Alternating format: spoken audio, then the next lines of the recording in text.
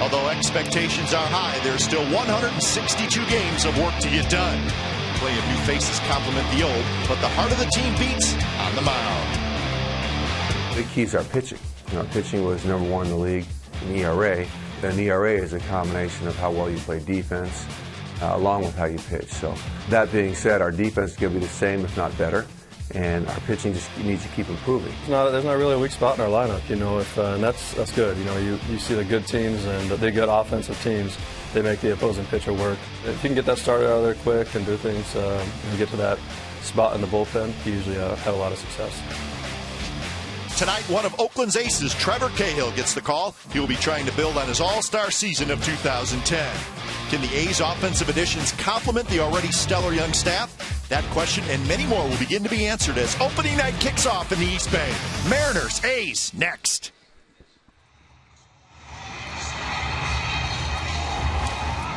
Mariners and the A's just about set to go. Opening night 2011 here at the Coliseum. Lineup cards, ground rules, going over everything.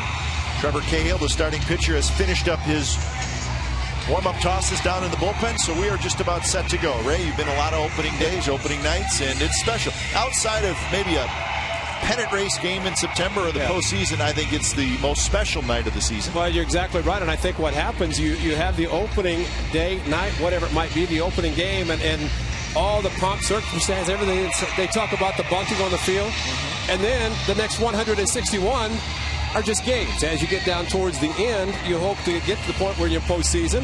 And then, if you are fortunate to make it and play extra baseball, it starts all over again. The bunting goes back up. The bunting goes back up. And so when you see it opening night, you want to fast forward 162 games and see that also. And, of course, with the season ending this year on a Wednesday in September, and so the postseason can start a little bit earlier to avoid maybe going into November. It's a whole different story as we are starting the season this year on a Friday night. Some started yesterday.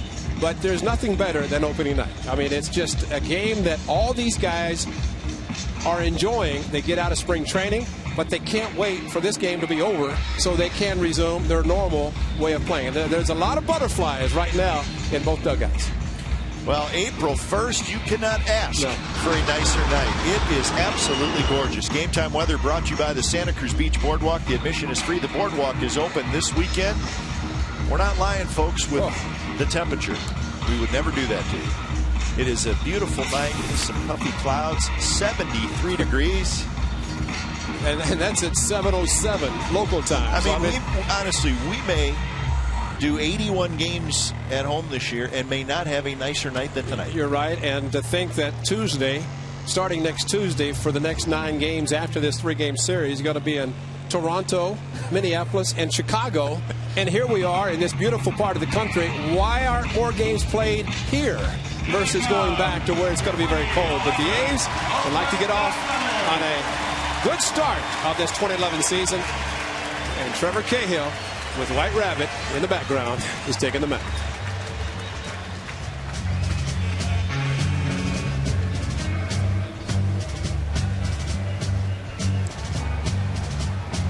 Well, when you've won 18 games, don't do anything different. So Cahill to the mound, and let's take a look at the Seattle Mariners starting lineup tonight. Ichiro Suzuki in the leadoff spot. Sean Figgins at third base this year. Milton Bradley in left. Jack Cust is the designated hitter in that cleanup spot. Justin Smoke at first. Newcomer Miguel Olivo, the catcher. Ryan Langerhans in center. He's playing for the injured Franklin Gutierrez. Brendan Ryan, the shortstop, coming over to trade from the Cardinals in the offseason. And Jack Wilson slides over to second base. That is your Mariners starting lineup. Trevor Cahill with White Rabbit. 18-game winner last year, and his one start in April, he lost, but then went on to have a fantastic season for the Athletics in 5 months, winning 18 games. And no doubt, he has been a star just his third season of Major League Baseball. 21 home runs to left-handers he gave up in his second year, or his first year, but that was not the case last year as he pitched outstanding baseball for the A's. Almost 200 innings. He'll make it this year. So behind Cahill defensively for the A's, and it should be a very good defensive team. Willingham, Crisp, and DeJesus left, center, and right. Kuzmanoff, Pennington, Ellis, Barton around the infield. Suzuki is the catcher behind Cahill. Ichiro Suzuki steps in, and we are set to go 2011 season starts right now for the Athletics. You might be wondering, will Trevor Cahill throw a strike? The other question is, will Ichiro Suzuki swing at anything and everything? He may be going for the downs of the first pitch. First pitch is indeed in there for a strike, and we're underway. I have seen Ichiro take a first pitch fastball leading off a game, thinking he's going to take, and he hammers it into the seats. See Kuzmanov right on the grass. And that's strike 2 called. Gary Darling calling balls and strikes tonight. And that's the pitch. Trevor Cahill with lefties. There's the veteran Gary Darling. But fastball inside, get the buckling of the knees of the left-handed hitters, and hopefully get the strike call. Darling, the umpire behind home plate. Dreckman at first, Emmel at second, Drake at third, and Gary Darling is indeed the crew chief.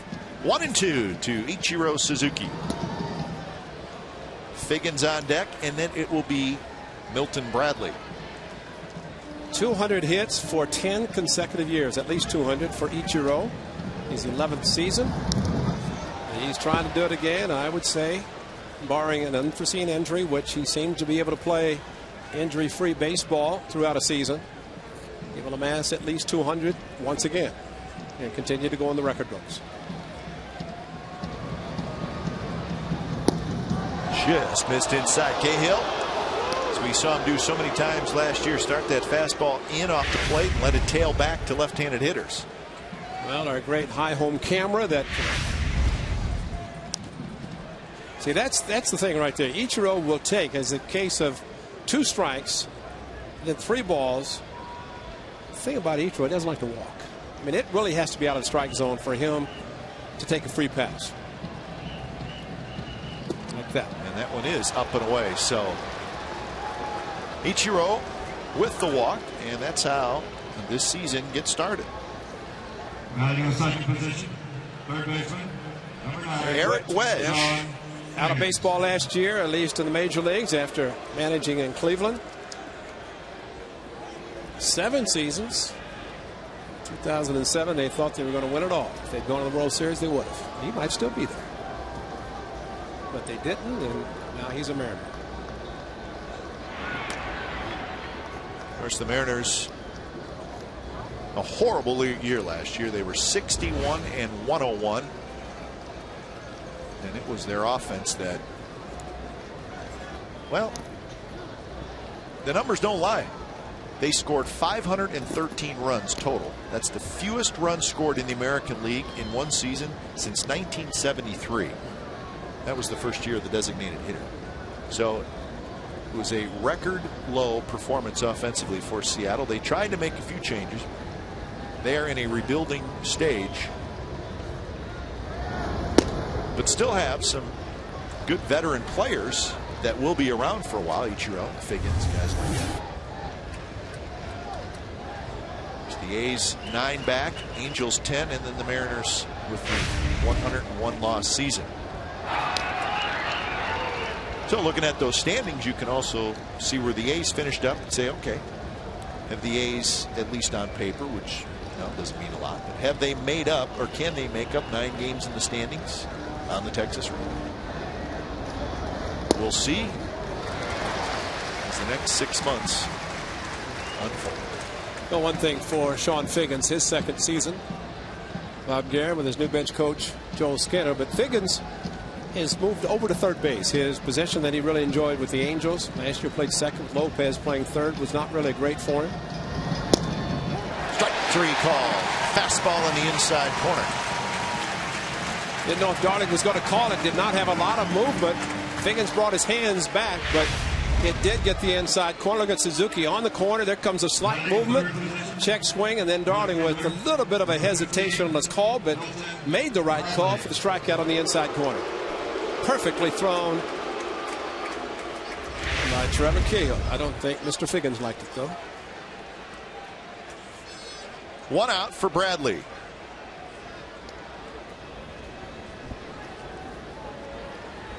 You know, you mentioned the lineup with Wilson playing second and Ryan playing short. You thought that was going to be reversed. Milton Bradley with Jack Cuss now at the club is pretty much going to be relegated to the outfield. Gutierrez comes back. We don't know what's going to happen there, but there is former Athletic Jack Cuss hitting cleanup for Eric Wedge.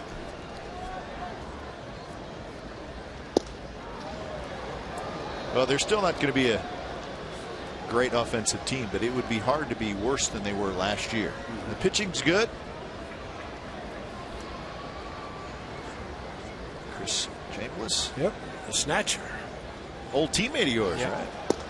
Runner goes, throw to second base is not quite in time. Good throw by Kurt Suzuki, but Ichiro just beat it. Kurt Suzuki, a very strong throw, right on the money, but the jump by Ichiro halfway to second on the strike, off-speed pitch. Look at the throw, let the feet first slide, and there's your Ultramo. Watch the foot get in safely, and the tag coming down with Cliff Pennington straddling the bag at second, doing it perfectly, but just a little bit late. Swing and a miss. Big swing by Bradley. 2-2 the count. 42 steals last year for Ichiro Suzuki. Who knows how many he could steal if he really wanted to. Who knows what he could do if he really wanted to do anything. 2-2. Yeah.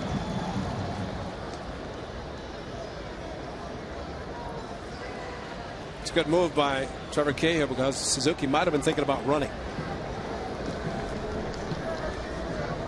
So the numbers of him stealing second and also stealing third. He gets a bigger jump at second. But the spin move is a good one by a pitcher. Strike three called. Same pitch that got Figgins. It gets Milton Bradley.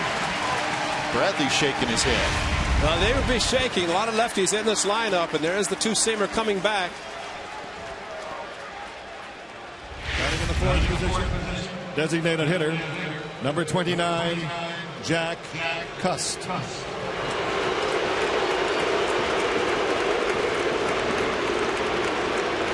That's respect there. When you get booed coming back to where you play. I guess. Oh, you got to look on the positive side. It's respect. Somebody's covering Jack's name on the back of that gentleman's uniform. You know, Cuss, 4 years with the Athletics.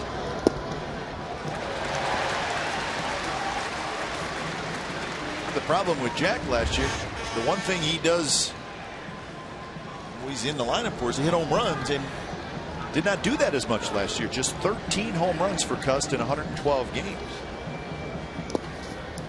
Well, he didn't make the club out of spring training. Was actually sent to AAA, and then they purchased his contract. And in those 112 games, and it almost seemed like Jack wanted to make sure his average was high, and that's not Jack. I mean, Jack could be a 240, 250 hitter with 20-plus home runs, 25 maybe, as he led the club for about 3 years. But last year, 16 led the club in home runs. It was May 15th when the A's did bring him back to the big leagues. Takes high. Lots of walks, lots of strikeouts, and lots of power. It's pretty simple with Jack Cuss. A lineup full of lefties, especially the upper part of this batting order. So Trevor Cahill, after walking Suzuki, Ichiro to start the game, settled down with a couple of strikeouts.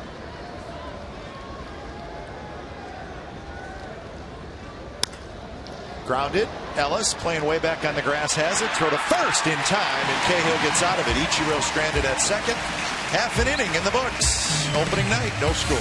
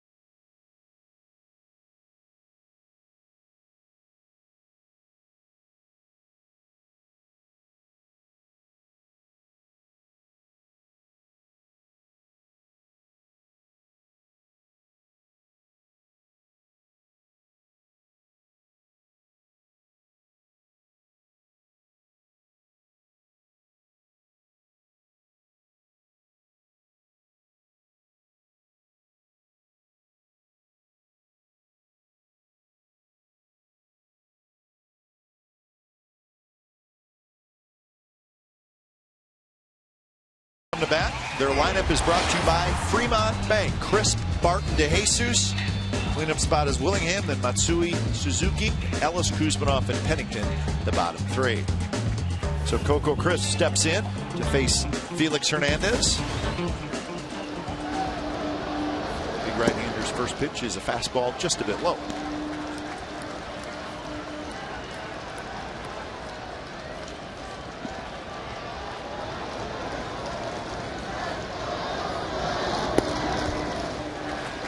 Felix Hernandez faced the A's last year in the opener, and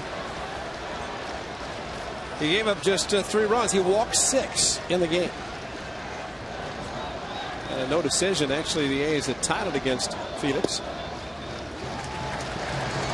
Mariners ended up winning that opener last year here at the Coliseum 5-3.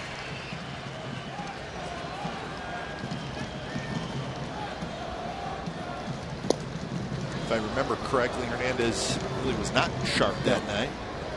Well, also during spring training, Felix Hernandez's numbers were down because the numbers they showed pitching at Major League level. He pitched a couple of games at the minors, did not want to face some of the American League West teams. Line shot left center field, and that's a base hit. Bradley over to cut it off, and Coco Crisp, coming off a terrific spring, starts his 2011 season with a line single. Felix Hernandez, the radio opening game starter for the Mariners. 249 and 2/3 innings last year. He did not face the A's in the season finale.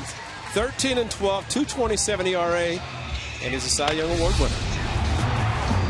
Defensively for the Mariners, Bradley, Langerhans, Suzuki in the outfield, Figgins, Ryan, Wilson, Smoke in the infield. Lebo is the catcher. First pitch to Derek Barton is a fastball at the knees for a strike.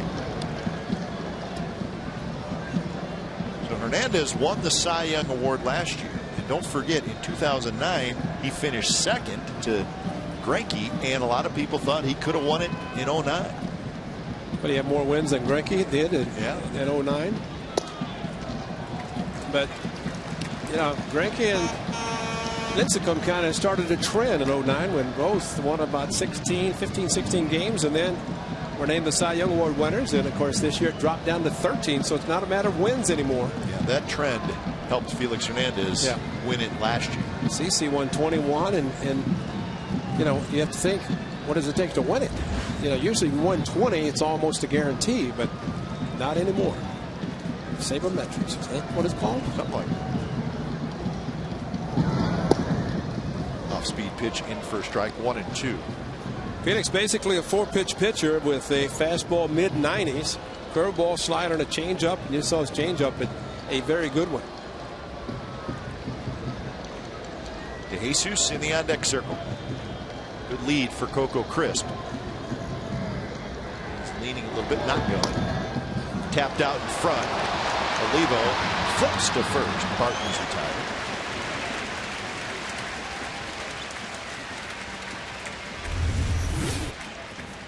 The ERA last year, first in the American League innings first, second in strikeouts. Third position, right fielder, number 12. I think the thing that really starts to help him, Mariners scored 7 total runs in his 12 losses. They scored 1 run or less in 9 of those 12 losses. So that is some of the things that the voters looked at. Listen, he was a terrific pitcher. There's no doubt about it. The team, well, they had offense and they lost 101 games. Well, and I think that's what the writers looked at, is not a lot of run support, but in a sense they were penalizing the team, the offense, and rewarding Felix Hernandez because his offense wasn't very good. David DeJesus, a great addition to this club. This 3-4-5 for the A's, and it should be a lineup that's pretty consistent in the positioning of these guys, as well as where they're going to be playing defensively. On the ground towards second, Wilson slides to his right, throws out DeJesus for out number 2. Felix Hernandez says that you get me through the first inning, and then I bear down. I'm tough. very hard to beat after the first inning. So he's more or less saying, you get me the first or you don't get me at all. Willingham. Sounds familiar. Most good ones are like that. Another new guy, Josh Willingham, hitting in that cleanup spot.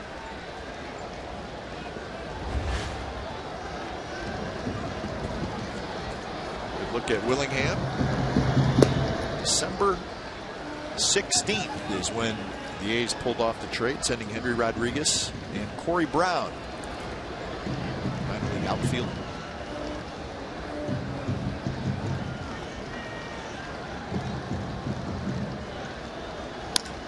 Drive to left. Bradley's back. It is gone. A home run for Josh Willingham. A's lead 2-0. Unbelievable.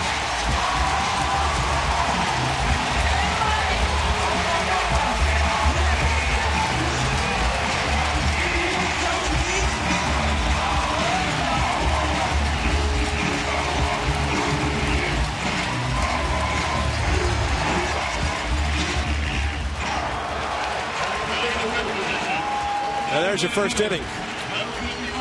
And what a blast by Josh Willingham, who didn't have a particularly great spring. And some would say, how was his spring? It didn't matter. It doesn't matter, because tonight is when it starts. And Josh Willingham, a 2-out, 2-run home run, and a great swing. And thankfully, we have the temperature we have tonight. Oh, that's true. Because that, no doubt, I mean, not to say that he couldn't have hit it out, but I remember a few years ago, like 06, from Frank Thomas. He had a drive with the bases loaded. Thought he had a slam. He got a double. If it's 50 degrees, that probably doesn't go out. But Willingham, who has never faced Hernandez before, hits one out. Frank Thomas. So the A's with the 2-0 lead against Hernandez. Well, I think back to a time when a guy named Irubio Durazo was here. And he had some great early games, and he just joined the club. That's a good way to get in the good graces of your fans. And Josh Willingham has already done it tonight. Good swing there by Matsui. Let's take a look at the pitch and the swing. Well, they go inside with the target, pitch down the middle, and Josh Willingham just reacted with a tremendous swing. And the fans erupted, and the left field bleachers got the foot down, brought the hands in, picture perfect swing. And Josh Willingham, when he came to the A's, first thing he said, you know, I may hit 20, 25. I'll use the whole field. It's patient. And what a great way to start a season with his new team. Florida, Washington, Oakland, welcome Josh Willingham. Bouncer over the mound. Wilson way on the grass, throws, and they just get Matsui. Nice play by Jack Wilson. What a start for the A's and Josh Willingham. 2-run homer in his first at bat in the green and gold. 2-0 A's after one.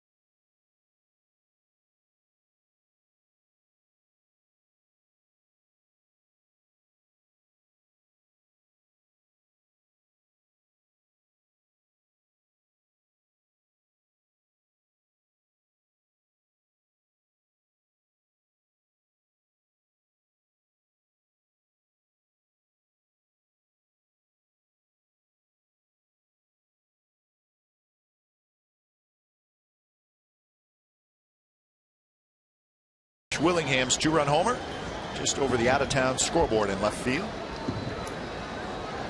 So Trevor Cahill to work with a 2-run lead. He'll face Justin Smoke, Miguel Olivo, and Ryan Langerhans. He doesn't give up a lot. Felix Hernandez with a 2-run home run.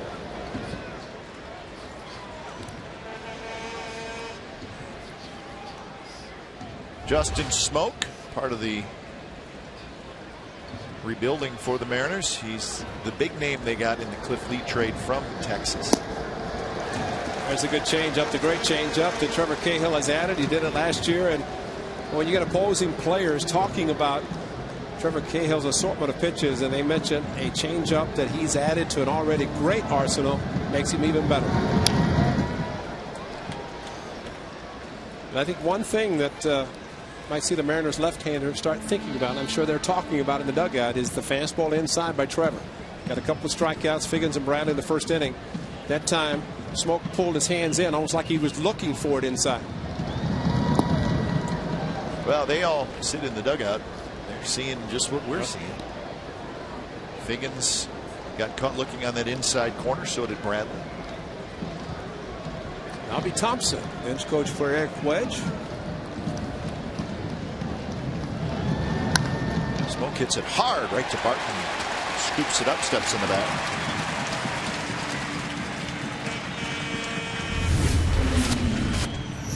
Trevor Cahill showing Figgins. Strike 3. Didn't like the call. Milton Bradley didn't like it either. Same pitch. Strike 3. Shaking his head. In the dugout. There it is. So that's something Kurt Suzuki also realizes, that you go in there doesn't mean you go back in there when they come up, or maybe even with other lefties. Kind of short, maybe go off the plate a little bit more.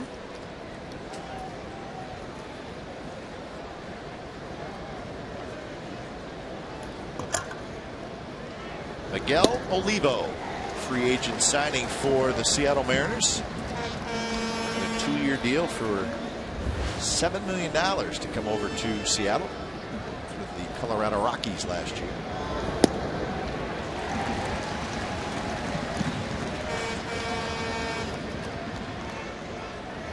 Olivo's also been with the White Sox. From Oakland. Yeah. Started with them. And Seattle. So this is his second time with the Mariners. He's been with the Padres, the Royals, the Marlins, and he is going to strike out. So that is strikeout number 3 for Trevor Cahill. Well, this is Trevor with a curveball, and Kurt Suzuki a very good block to catch it and then make the tag on a check swing called by the home plate umpire. No appeal to the first base ump. And after Kurt caught, made the tag, then the official strikeout. I don't think Olivo thought he had swung at it. He did. That definitely went through. Ryan Langerhans playing center field. Franklin Gutierrez on the disabled list, the everyday center fielder. I hope they figure out what's wrong with him. Yeah. Stomach ailments that have really bothered him. I believe that I read where it was bothering him last year as well, and then it carried over. Felt it again in spring training.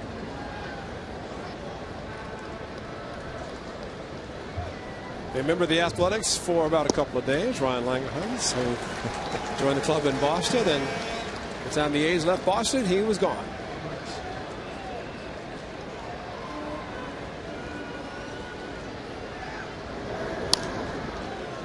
Two a 2 to Ryan Langerhans.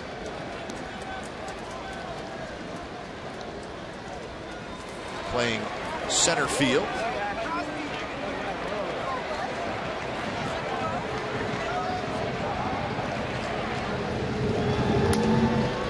Slowly hit just past Cahill. Ellis, a nice play, and that's a good inning for Trevor Cahill. A couple of groundouts and a strikeout. Bottom of the second coming up. It'll be Suzuki, Ellis, and Kuzmanov. 2-0 A's.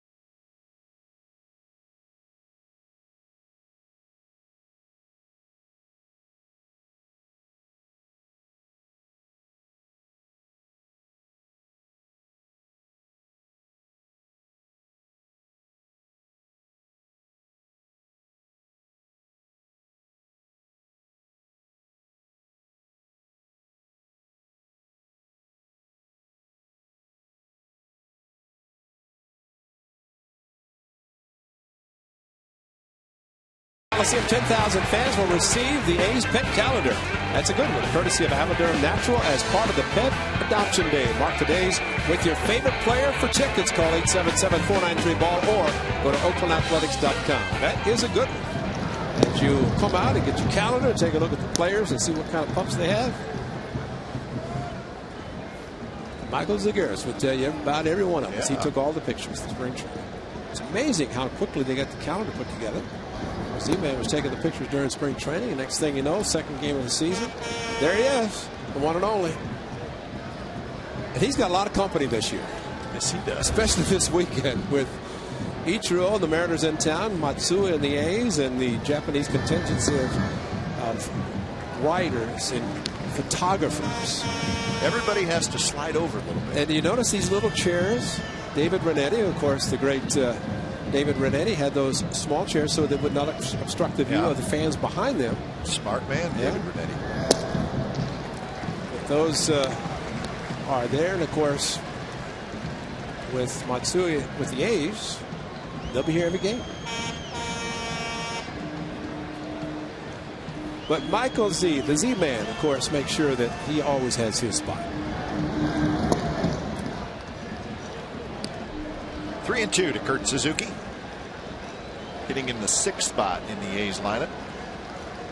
Followed by Ellis and then Kuzminov.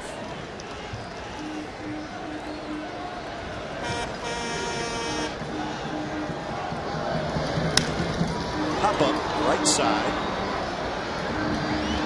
Ichiro comes in. He's got it. So that is out number 1 here in the bottom of the 2nd.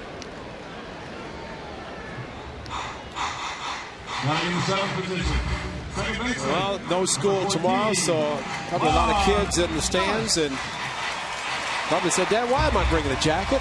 It's nice and warm tonight. I don't need that. Or Dad and Mom on the family affair coming out to watch opening night. Packed house. Boy, this is a beautiful sight to see. Love to see this every night, every game. The 44th year the A's have been in Oakland. 15 trips to the postseason, 6 trips to the World Series, and of course winning 4 times. Time to get back to postseason and take the chances of seeing how far they could go. Main thing is to get there. The 3 in a row, 72, 3 and 4, and then of course 89. Dave Stewart throwing out the first pitch. Remember that 89 World Championship team. And the Banjo Man. That's some good seats.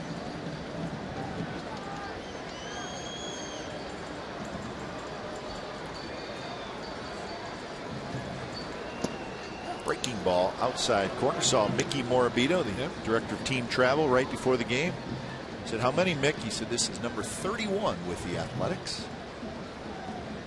Steve Nucinich. 44 for him. 44, that's right.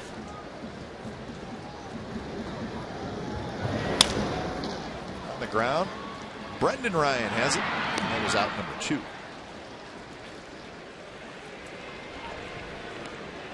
So here's Kuzminov. Running in the 8th position. Kuzminov had a huge spring training. Now again, don't think that that means a whole lot.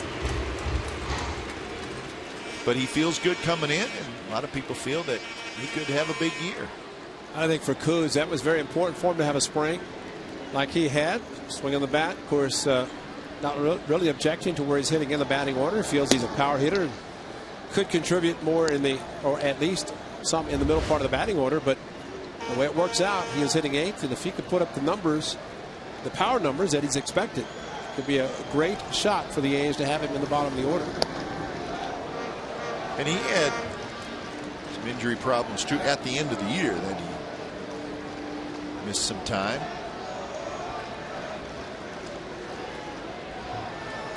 He played in 143 games.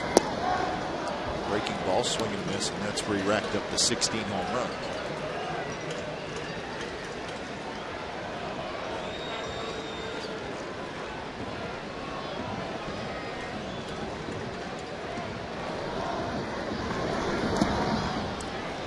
A few more breaking balls here in the second inning from Felix Hernandez.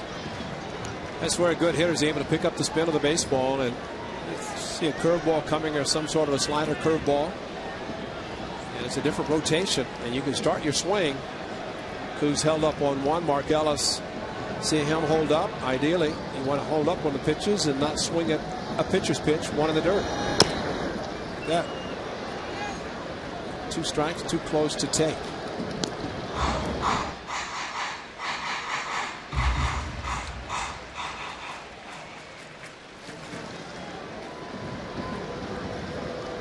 "36 pitches already for Felix Hernandez. We're in the second inning.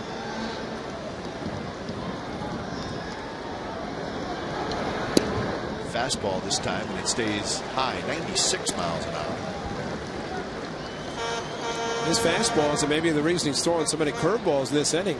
Fastballs have been left up in the zone. Curveball forces you to follow through and get the ball down. We'll even look at the on deck circle, see who's there. Do I give him a fastball 3-2? Yeah.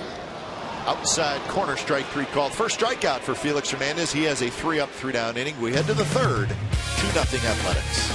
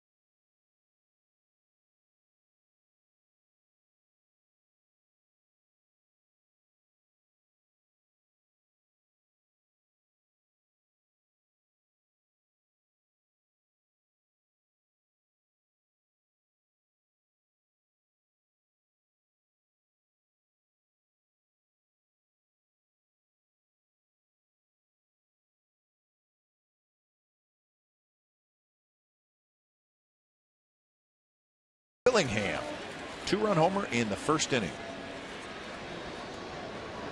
So Cahill back to work. He's got 3 strikeouts. He's walked 1 in the first 2 innings. He'll face Brendan Ryan, Jack Wilson, Ichiro Suzuki, 8-9-1 in the Mariners lineup. Brendan Ryan, the shortstop for the St. Louis Cardinals the last couple years.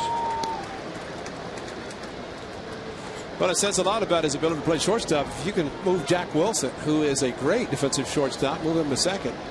It's a decision Eric Wedge made during spring training. A lot of question marks about who was going to be the middle infielders. So that means we saw him back in June then, right? St. Louis? Yep. I remember because the socks were, or the pants were pulled up high, and he had the Cardinals stripes on his red sock. The, what do they call it? The barber shop? That's right. Barber pole?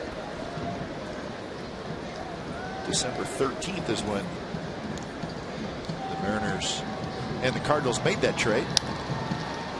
Kuzmanov, a couple steps to his right, throws in time to get right.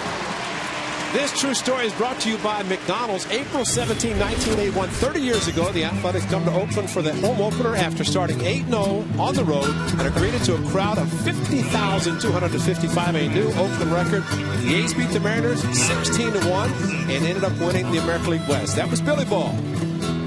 They started the season 11-0. And And this is a true story. Wow. Cannot make that up. Guess who owned the club that first year? 1980 or 81? He thought, man, this is great. We're never going to lose. Fans packing in. Yeah. In an era of Billy Ball. That would have been Mickey Morbido's first year, I think. Probably. Because he came west with Billy Martin when Billy got the job. Billy went back to New York. Mickey said, I'm staying. I like the weather better here. That's right. Jack Wilson reaches fourth. So 1-2 to Wilson, the second baseman. Well, if we had a lot of those true stories brought to you by McDonald's, that'd be fun. Well, especially with video like that. Yeah. Stomper all dressed up, sporting the tuxedo.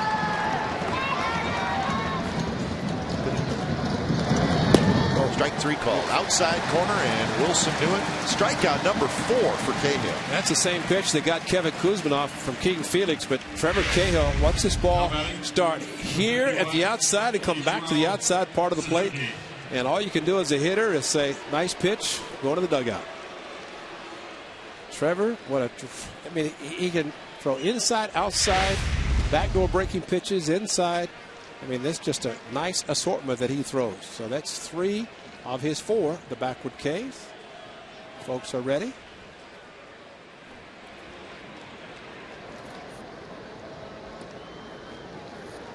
Ichiro walked and stole the base in the first inning. He was stranded at second base.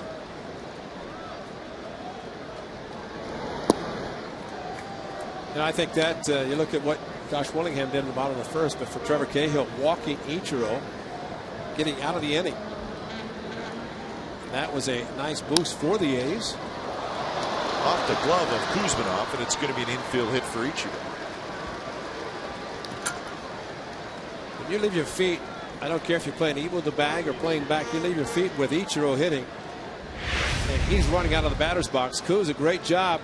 Almost came up with it, hit the heel of his glove, and then once it moved away. But for him to have to get up quickly and throw out Ichiro might have been a little tough to do. So that's the first hit for the Mariners. And here's Sean Figgins, who struck out looking in the first. And he lines one over Ellis's head into right field. Well, Trevor Cahill has such a great sinker. When he gets a ball up, you're almost surprised. And that pitch was up, and Figgins took advantage. Well, location supposed to be away, though it stayed up. Milton Bradley. And Sean Figgins, of course, did not have as much velocity, especially up in the zone like that. So a ground ball to third, a strikeout, and then back-to-back pitches, base hits. First 2 hits for the Mariners. So a 2-out scoring opportunity for Seattle as Bradley steps in. He struck out looking in the first.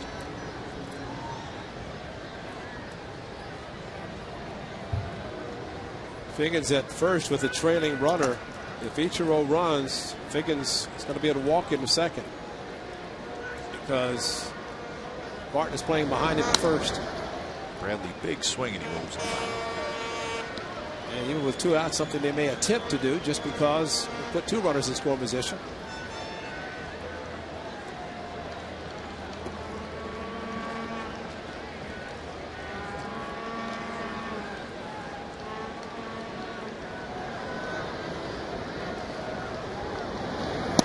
Inside, and you would think the Mariners, because of their struggles offensively, would do just about anything to score runs.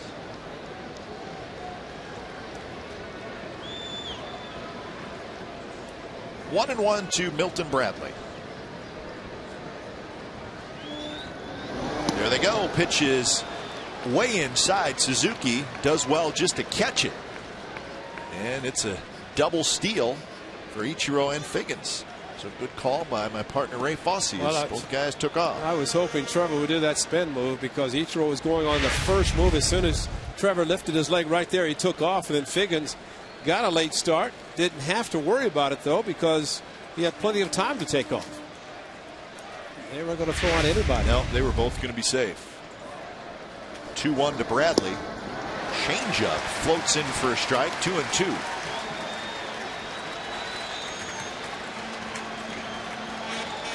Well, he could go fastball, bring it back inside. He could go backdoor curveball. He could throw another changeup in the dirt. This is what makes it nice for Trevor, the assortment of pitches he can feature. That one runs down and away, so full count. Jack Cust is in the on-deck circle. And that's the important thing. First base is open now. You don't have to give in to him.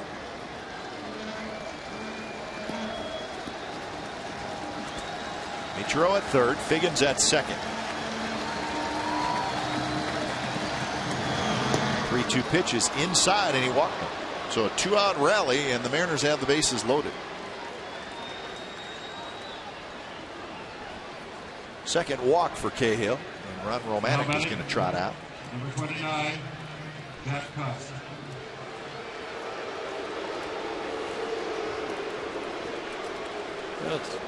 First inning, a little bit of a struggle for Trevor Cahill, especially walking Ichiro, but then got the next three.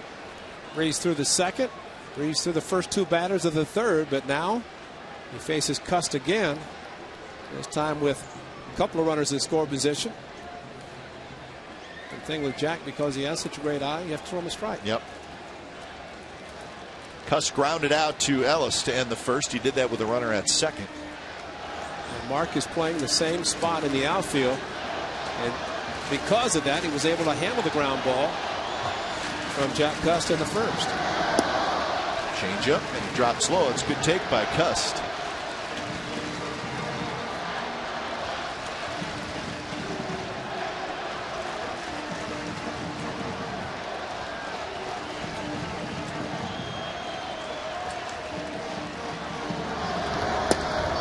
Now 2-0. Tried to get that inside corner with the fastball, missed.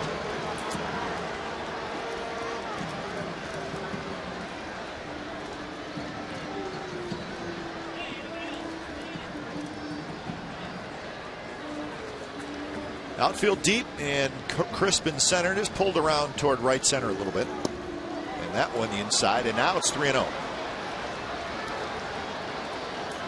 You're right again, Ray. You've got to throw a strike to Cust because he will not swing at a pitch out of the strike zone. Question, he did not get the green light a lot with Oakland. It's the question of Eric Wedge would say to him here, you got the green light, but Trevor also, with the movement on his fastball, it's not particularly a great pitcher that you want to see a hitter swing 3-0 just because of the movement.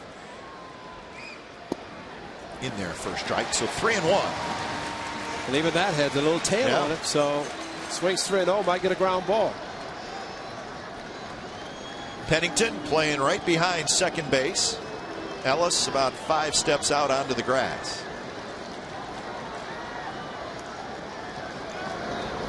Swing and a miss. That's a great changeup. What a tremendous changeup. Great speed, great location. This may have been a strike even if he doesn't swing. It was a great arm angle, and the fact that 87, so not a true changeup, but a great tailing pitch that had Jack Cust out in front.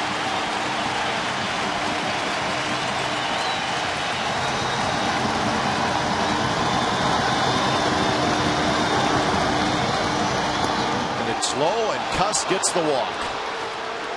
So Ichiro trots in to score, and the Mariners are on the board. 3-2, bases loaded. That's a pretty good take by Jack Cust. Well, it was the fastball. So the difference there was that it was down a little bit. It was a fastball, or at least Trevor Cahill's fastball, not the changeup 3-1. And just the fact that it was down, Jack, with a great eye, took it easily. So here's Justin Smoke. Bases still loaded. Smoke grounded out in the second inning. Breaking ball in first strike. This inning started so nicely for Trevor Cahill. Ground out strikeout.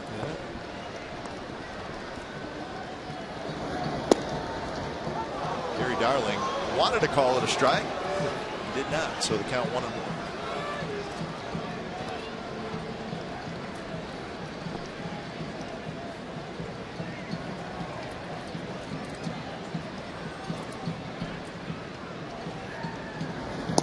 Big swing in the curveball. Cahill ahead in the count. Smoke looked like he just wound up as I'm going to swing and maybe try to swing twice.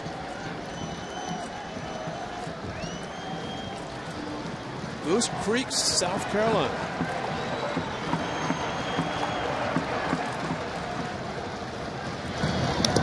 Just got a piece of it. 64 pitches. 36 after 2. So he's another curveball, and Smoke this time out on the front foot, just barely nicked it. So this would be pitch number 29 this inning. Strike 3 called inside corner, so he gets the strikeout. The Mariners get one, and they leave them loaded. Bottom of the third coming up. Pennington, Crisp, and Martin to hit.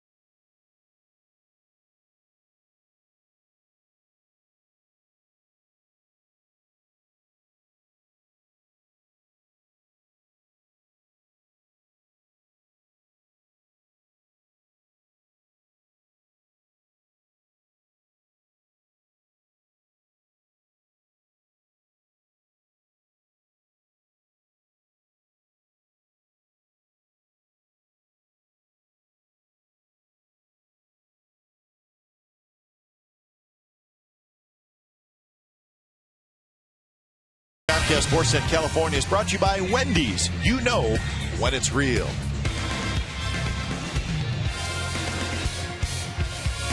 That swing right there resulted in the 2 runs for the A's. Willingham in the first, so 2-1. Bottom of the third, A's over the Mariners. Since that home run, Hernandez has retired 4 in a row. He'll face Pennington, Crisp, and Barton here in the third.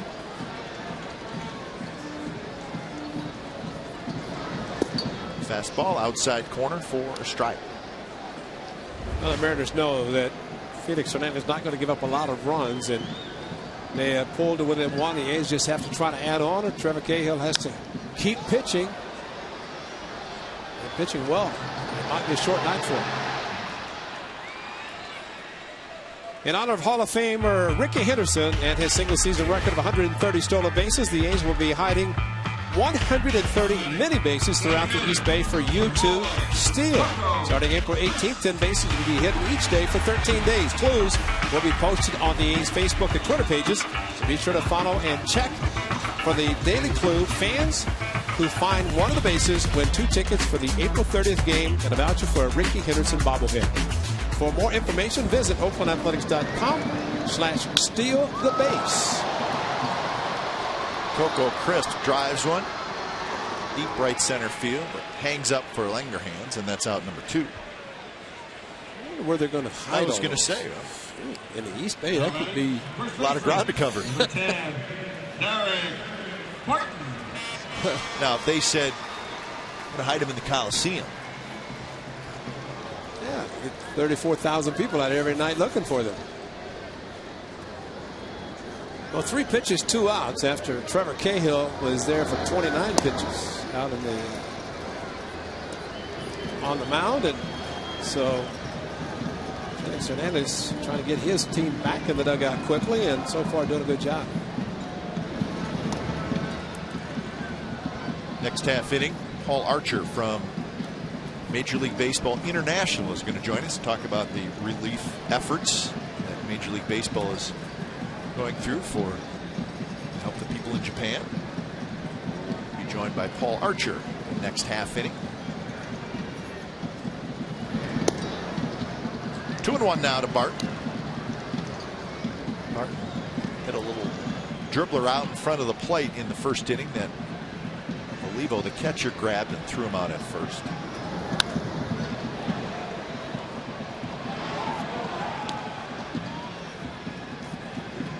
Six in a row retired by Felix Hernandez.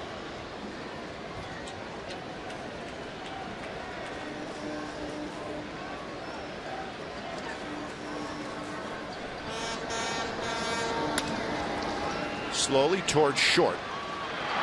And that'll do it. So another 3 up, 3 down inning for Felix Hernandez. We have played 3. It's the A's 2 and the Mariners 1.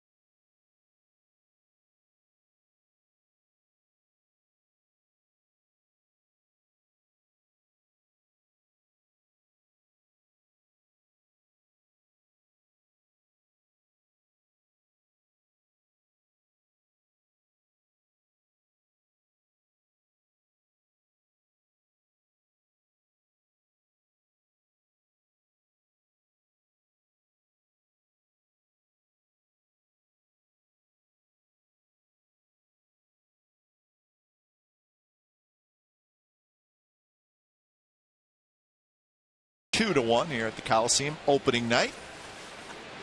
It is a gorgeous night for baseball. Miguel Olivo to lead things off against Trevor Cahill. Olivo struck out swinging in the second inning. I'd like to introduce our guest, Paul Archer from Major League Baseball International. Paul, thanks for joining us. We appreciate it. Oh, thanks for having me. It's beautiful tonight. It is about as nice as you're going to get. Well, we have some serious matters to talk about with you, though. It has to do with the tragedy in Japan. And tell us what Major League Baseball is doing to help the people of Japan. Well, we just announced a $500,000 donation to UNICEF between Major League Baseball and the Major League Baseball Players Association, coming together from both organizations and donating that money to UNICEF to really go towards the children of Japan and their relief efforts. And certainly here tonight you have Hideki Matsui, Ichiro Suzuki, and I know they have contributed a lot as well already, and they have joined with Major League Baseball. Well, we have 10 players from Japan on Major League rosters start opening the season this weekend, and there's really no bigger game or platform than this one right here with those two stars, Ichiro and Matsui, competing against each other. And I know we have a lot of fans back in Japan watching. The Japan baseball, they delayed their season, so this is the only game in town right now, the only baseball they're seeing on TV. But we had that donation, as well as all 30 Major League clubs are also doing their own thing, which the A's will be doing here on Sunday with their Japan Heritage Day, but helping to raise money in their own way individually to go to different organizations and go to Japan Relief. 0-1 to Ryan Langerhans as Miguel Olivo has led off the 4th inning with a base hit. Well, unfortunately, this year there was not a team schedule or a team scheduled to go start the season as the A's did a few years ago to start the season in Japan against the Red Sox. Yeah, we've done that 3 times, right. 2000, 2004, 2008. We'll see what happens in 2012. But yeah, you're right. The timing would have been bad there. But we're obviously all concerned and saddened by everything that's happened there. We have an office in Japan, in Tokyo. Major League Baseball does, which we had to close for a week, and actually had a couple of expats that left the country for a while. But this is something we're doing here. We wanted to announce, take advantage of the opening series, and we're also giving fans, baseball fans around the country, all the major league fans, the opportunity to participate. Every team is doing some kind of either pass the hat or some kind of collection at the gate. Fans at home giving them also an opportunity to participate by they can do it by texting. They can text the word Japan to 864-233 and donate money to Japan Relief, or go to unicef.org as well and participate and contribute to Japan Relief. So how closely do you, MLB International, work with each individual team when something like this happens? Well, it doesn't happen very often. Grateful for that, but or I guess any type of fundraising situation. It's something that we send out. This is something Major League Baseball is doing as the institution. We work with the clubs, but leave it up to them on how they execute it. Yeah. And every club does it in their own way. I know the A's are working with Red Cross, with some of the things they're doing, and with their auction and how they implement it.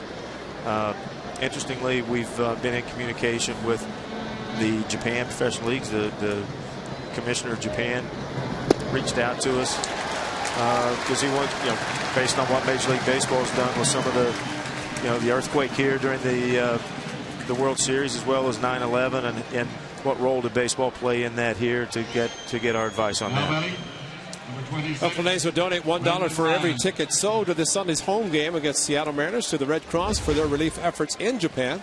Silent auction will take place before and during the game, featuring signed and game used equipment, including signed game jerseys worn by Japanese baseball icons Deki Matsui and Ichiro. Visit oaklandathletics.com to purchase tickets for the game and to make tax-deductible donations to the A's Community Fund, with 100% of those proceeds going to the Red Cross. So, just like to say that all the A's will be doing that this Sunday, or day after tomorrow, 3rd game of the series. And it is great that Ichiro and Matsui both have donated a tremendous amount of money to their homeland. But what devastation. I mean, just to think that they were getting ready to start their baseball, and that happened. And of course, definitely don't even want to think about, just like the '89 earthquake here, just kind of shut things down and take care of the people that need it the most. Yeah, I don't know if you saw pictures of some of the baseball, the stadiums and all, but yeah, it's complete devastation. Just the whole country. I mean, it's had magnitude of an earthquake, tsunami on top of it. Brendan Ryan is the hitter. Suzuki with the mask off, and Kurt's going to take care of it, and he does. Now, Paul, what are some of the other things that MLB International is involved in? Well, we broadcast this game, for example. We broadcast probably close to 200 countries. We regularly broadcast games every day, reaching over 200 countries with baseball. We're involved in youth development, marketing, events. As you mentioned, the openers in Japan, the World Baseball Classic is something our international group does.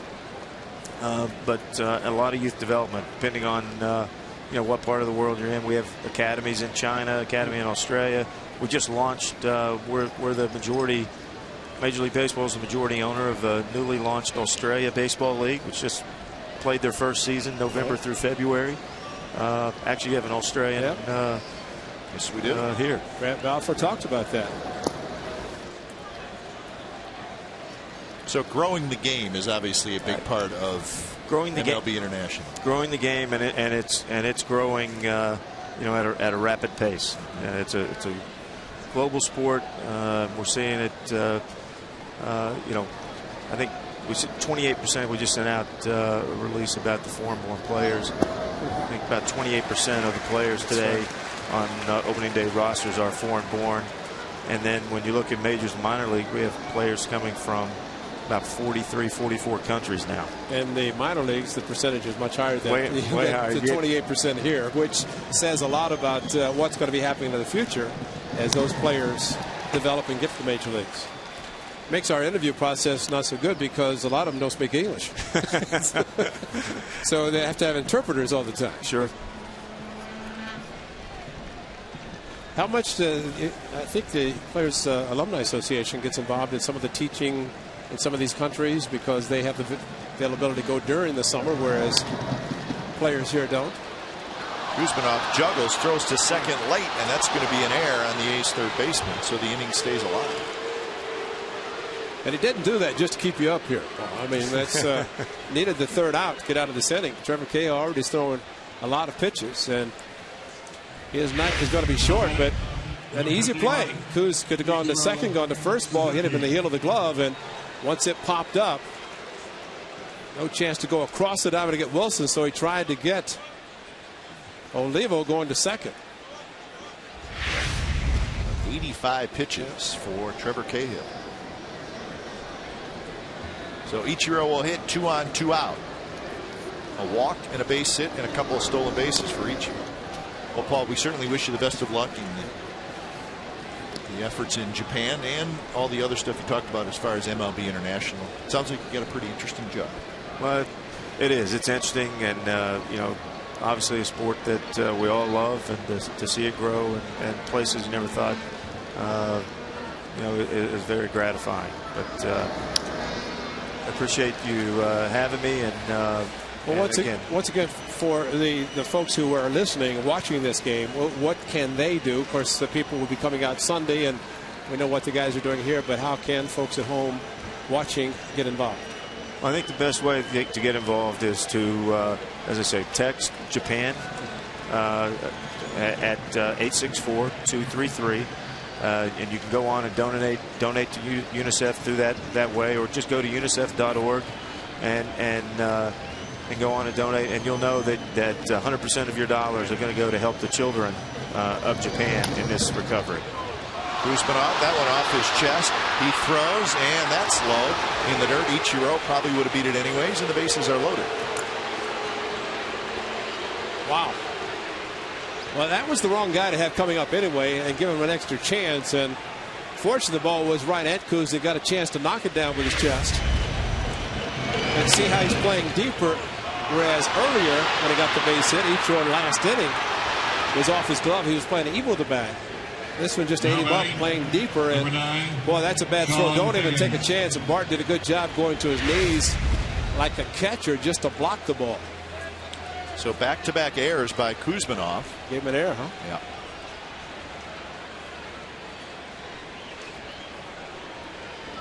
Now we're going to get action in the bullpen.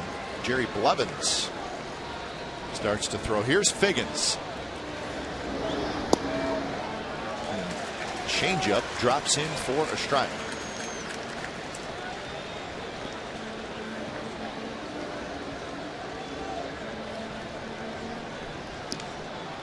Blevins is throwing like he's in a hurry to get ready. Figgins struck out in the first, singled and stole a base in the third. Olivo at third, Wilson at second, Ichiro at first. Paul, normally when we have a guest, it lasts about 4 pitches. So all these things not occurring just to keep you here. We prefer to have those quick innings. Looked like it might have been quick. It looked like last inning looked like it was going to be quick also. First 2 batters, and then Trevor got in trouble. In trouble again now, trying to leave the bases loaded. Laurel Creep, every time Laurel shows up, you know him, of course. Yes, every time he shows up, the A's win. So we'd like to keep you at flying from New York. I mean, you don't want to come out here and just swing and a miss. Fagan strikes out, and the Mariners leave them loaded. Paul Archie, good luck, and thanks for joining us. We appreciate it. Thanks for having us. So Paul Archie from MLB International has been our guest. We'll be back with the bottom of the 4th in just a moment.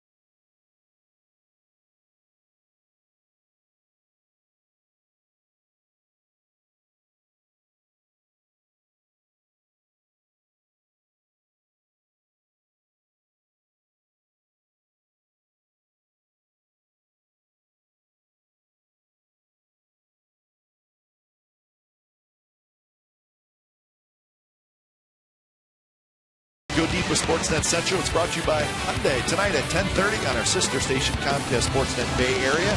Tonight's topics, complete coverage from the A's opener. So Giants and the Dodgers. Jamie Sire, Ray Ratto will be at Dodger Stadium. Minnie Bach and Dave Vance will host. Bottom of the 4th inning. A's with a 2-1 lead over the Seattle Mariners. It'll be DeJesus, Willingham, Matsui, the new guys. Jesus grounded out to the second baseman Jack Wilson in the 1st inning. Josh Willingham, 2-run homer in the 1st. The runs for the Athletics. The Mariners have left the bases loaded in the last 2 innings. They did get their run in the 3rd. The line score for the A's is okay, but not one you'd like to see. That's 2-2-2. 2-2-2. A bit strange. That's very. That's Trevor Cahill. Will he try to pitch the 5th? Might get to start. Last inning, no fault of his own. But did a great job getting out of a tough jam. Spring training, one of the few games Felix pitched during the Major League. Pitched against the A's, maybe his first start. David DeJesus smoked the ball right back up the middle and flipped Felix, and he was laying on the ground to avoid being hit, but they went right back up the middle. Smoke can't get it, neither can Wilson, and it gets through into right field. Fan Chevy is giving you more value this season with Chevy free parking Tuesdays. Every Tuesday home game starting in May, with the exception of premium and dual events. You'll save $17 on parking. $17 courtesy of Chevy. See your Northern California Chevy dealer for a great selection of Chevy cars, trucks, and crossovers. For more information, visit OaklandAthletics.com/Tuesday. Richard Slade at FH Daily Chevrolet in San Leandro. Some good people. Been around over 100 years. So it's part of the Chevy program. Tuesday, free parking Tuesdays.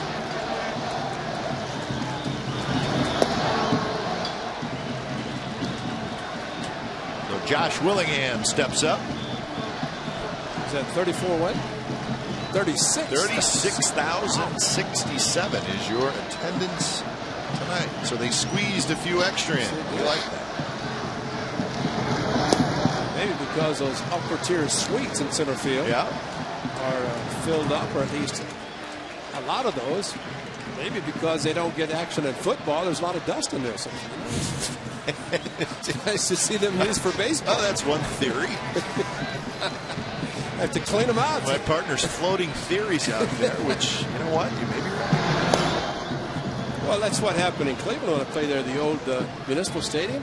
Like 80,000 for football. We never drew any people for baseball. So the dust collected. Oh, spiders. I mean, they got so upset when football started because they lost all their seats.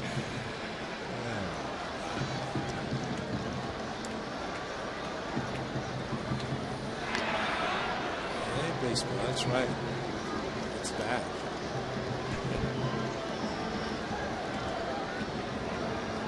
One and two to Willingham. Got a fastball for the home run. Sharp breaking ball in the dirt. Yeah, if you missed it, here it is. Josh Willingham, his first at bat as a member of the Athletics. 2-out, 2-run home run to get the A's on the board in the first inning.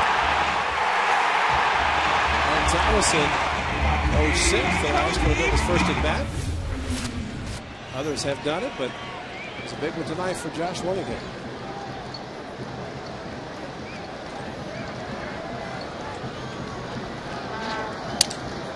Broken bat toward Figgins on the run, gets the out at second, back to first, not quite in time. Pretty good collision at second base between DeJesus and Wilson, and DeJesus' hard slide really helped out just a little bit. Well, the broken bat jammed him, so it gives him an opportunity to get to second base to make sure he's not going to turn a double play. Figgins went the short route, and Jack Wilson, there's the hard slide, the good slide, and a quick step by Willingham to avoid. But watch Ultramar, watch his bat shatter. And as a result, the full swing, look how long it takes Willingham to follow through and then to start to first base. And that's why it was as close as it was, even though it was a broken bat.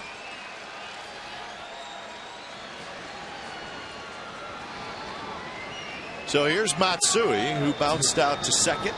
Speaking of Major League Baseball, I think Steve Vucinich, the A's equipment manager, will get that bat and they will inspect it, find out why did it break that way.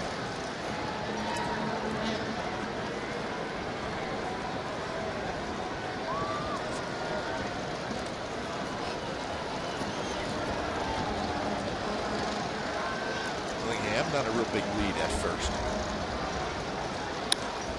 Matsui slices it foul.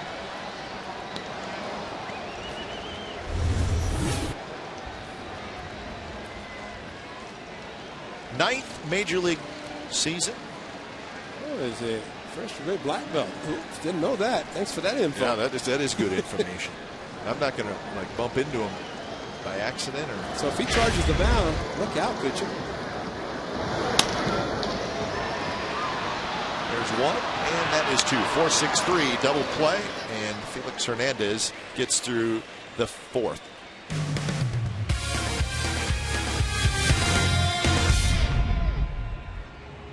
More.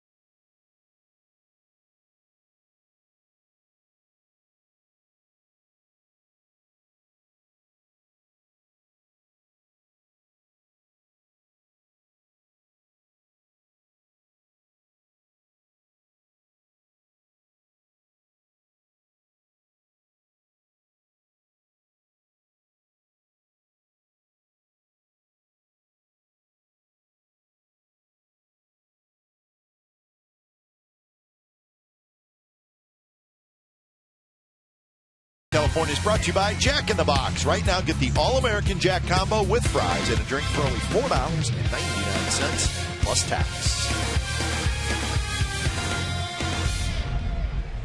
4 innings in the books. The A's with a 2-1 lead over the Mariners. Trevor Cahill, high pitch count and all, back on the mound. That helps. It does. 1 pitch, 1 out as Bradley grounds out. That was pitch number 93 for Cahill. He was fine the first 2 innings, but 29 pitches in the third, 27 pitches in the fourth. And so it'll probably be his last inning. Well, and there's nobody warming up, so maybe Bob Gary and Ron Romanek said, let's see if we can get you through 5. Of course, he is at 100 pitches, and usually from the next start they could go up another 10, so maybe go with 100 plus.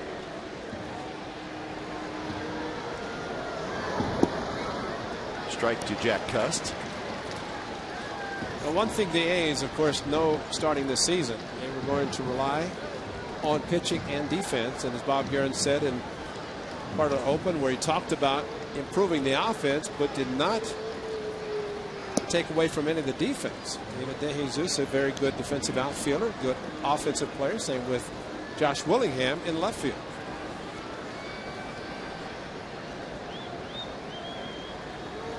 Cust with a ground out and a bases loaded walk for the RBI.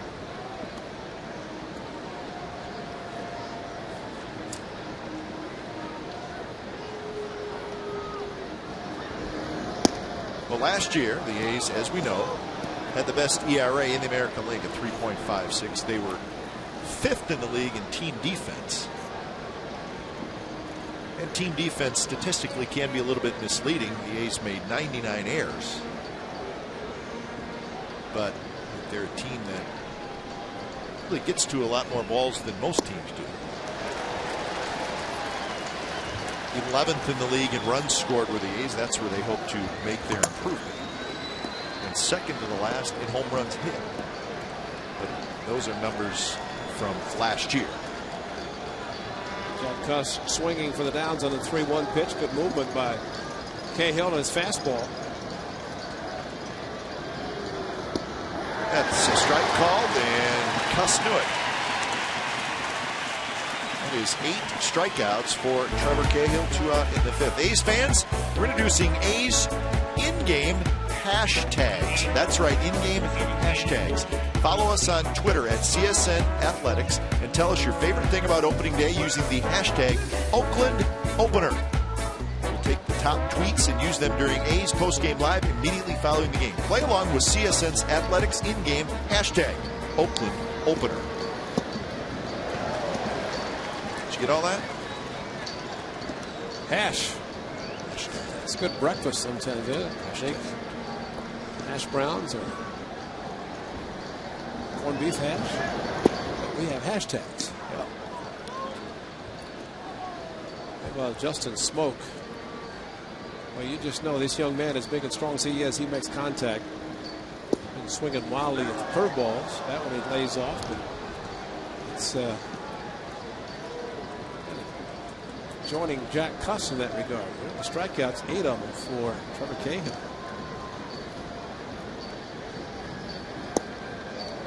Well, Smoke came in the trade for Cliff Lee July 9th of last year. He was first-round pick of the Texas Rangers back in 2008, the 11th player chosen in that draft out of the University of South Carolina.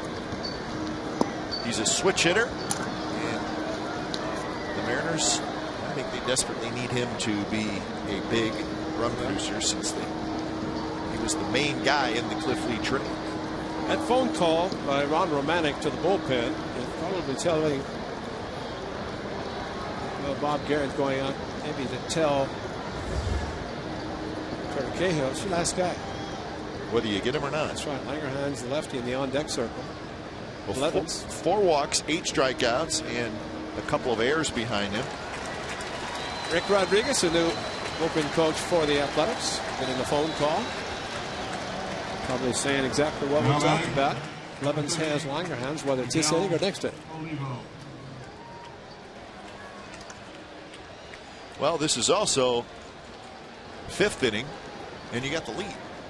Yes. So there's a possible win out there for Trevor Cahill if he can get this guy. And he does not, as Olivo jumps on the first pitch and lines one to left for a hit. Olivo has his 2nd hit. That's the 4th hit for the Mariners. So Langerhans strolls to the plate, and Bob Guerin's coming out. Well, this is about a couple of things. Number one, try to get a win. The pitcher's lost a little bit. Number two, don't care about, well, you're concerned about the pitch count, because at 105 in 4 2/3 innings. Well, when it's time for change, think Speedy Oil Change and Tune-Up, your oil change, tune-up, and smog experts. Cahill leaves after 4 2/3.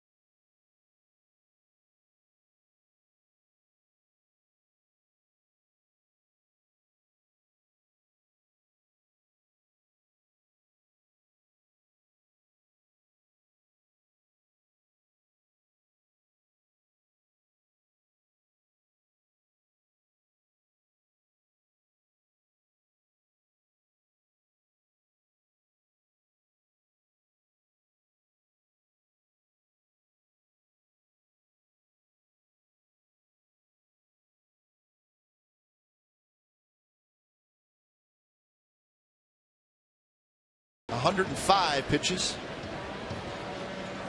4 hits, 4 walks, a run. The 2 runners are his on the bases. Smoke at second, Levo at first, and it's lefty on lefty. Blevins and Langerhans. First pitch way outside.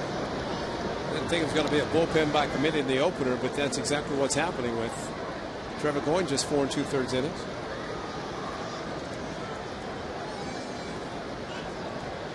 Numbers last year for Jerry Blevins.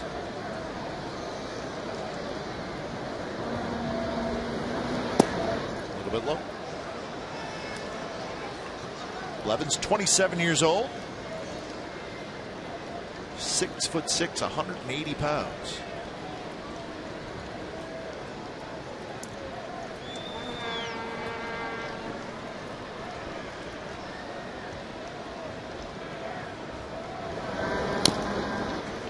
Foul, so Blevins needed to throw a strike there, and he did. Yeah, I think what happens is opening night, you go through spring training, everything is nice and relaxed, and you know, guys feel they're going to make the team, whatever, and then opening night, to me, I think the hitters have an advantage because you get pitchers coming in facing guys for the first time, and they're trying to throw strikes. So Blevins brought in a very tough situation, 1st and 2nd, 2 outs with a 1-run lead, needs to get a big out. And after behind 2-0, Blevins comes back with a couple of strikes. So 2-2 the count. And he's thrown 4 fastballs after falling behind 2-0. Came in with 2 fastballs. Langerhans very aggressive. Now when he dropped the hook on him, and he hasn't thrown yet. A good curveball. Get him taking a swing at a bad pitch. Swing and a miss. He got him with a breaking ball. So the Mariners strand 2 more. They have stranded 9 through the first 5 innings. A's lead 2-1 after 4.5.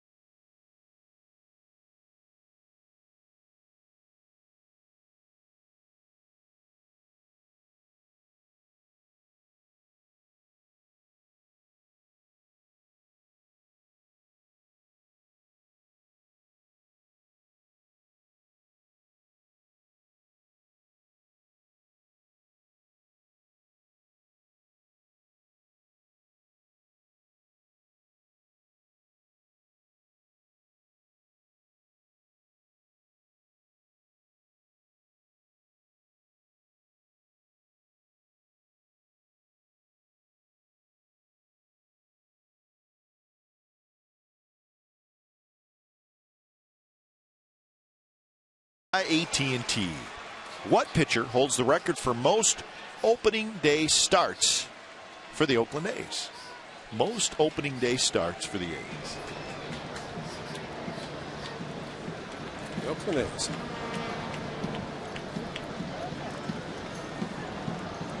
Bottom of the fifth. First pitch to Kurt Suzuki is a strike. 1968, right? A's first year in Oakland. Under manager Bob Kennedy, the A's finished 82-80. And they just kept getting better.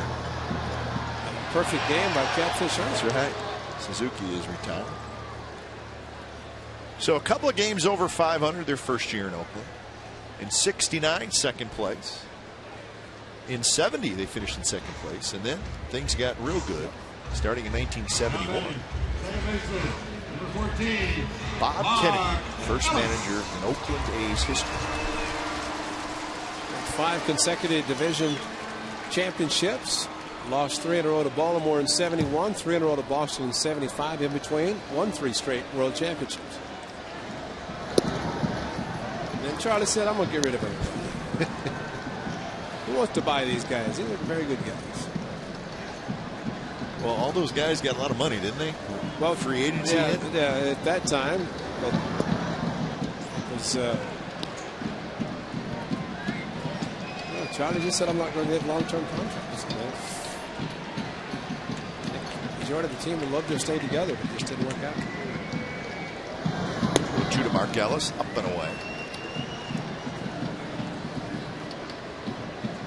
Well, he said back in the first inning, Felix Hernandez said, you get me in the first. If you don't, it's my game. Well, the A's got him in the first. Since then, it has been his game.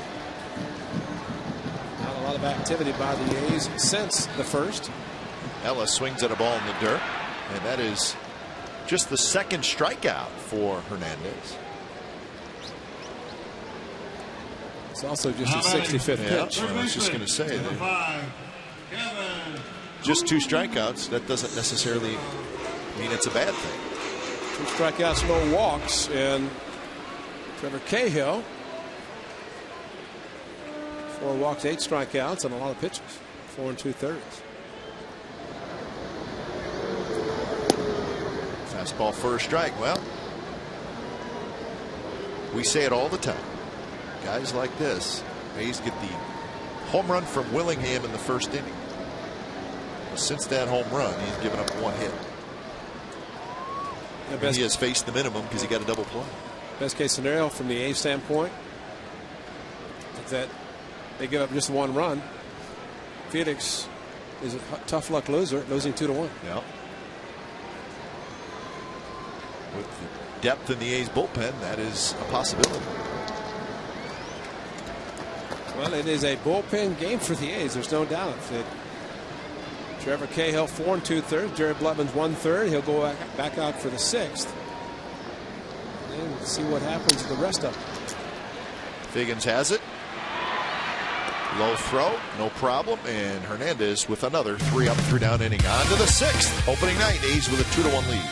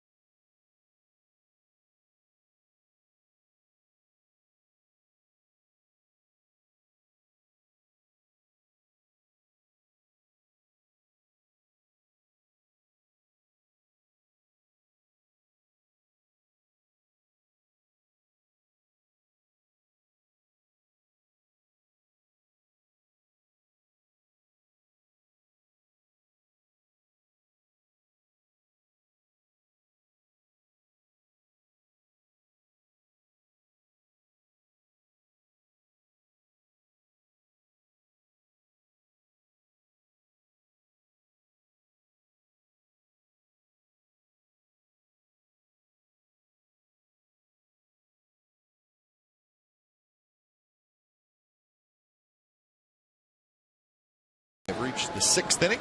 Jerry Blevins, who got the big final out in the 5th in relief of Trevor Cahill, goes back out there for the 6th.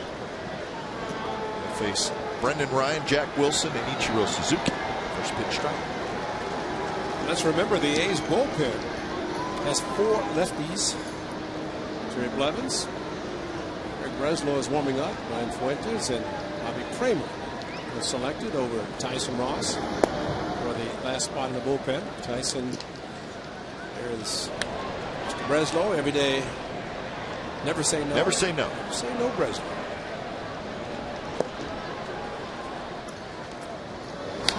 Four lefties, 3 righties, and managers say, well, I'd love to have 2 lefties, and 3 would be great, but 4? Unheard of. Yeah. And 3 lefties in the rotation. That's right. And with this lineup, with a whole bunch of lefties, of course, Justin Smoke is a switch hitter. He'll turn around. Lefty's still in the lineup. Breaking ball just a bit outside. 2-2 the count to Ryan. Ground out and a foul out for Ryan. Not a good year offensively last year in St. Louis for Ryan.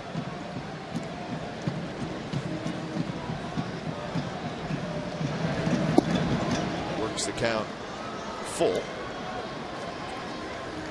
There's a nugget for you, right? The Seattle Mariners have stranded 9 through the first 5 innings. The Oakland A's have stranded 0 through the first 5. Just a bit low. Pretty good pitch.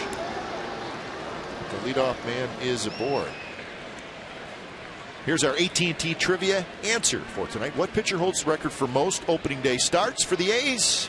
The man who threw out the first pitch. Dave Stewart, 6 opening day starts. Every one, 1988 to 1992. Of course, that would only be 5. Just thinking about that. I just read the card. He started a lot of opening days for the A's. 5.5. 4 years in a row, he won 20. There's Stu.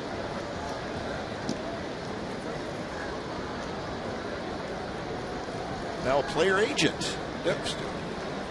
Stu can be anything he wants to be. Bunted, and it's a pretty good one. Barton's going to have to hurry, and he gets it to Ellis just in time to get Jack Wilson.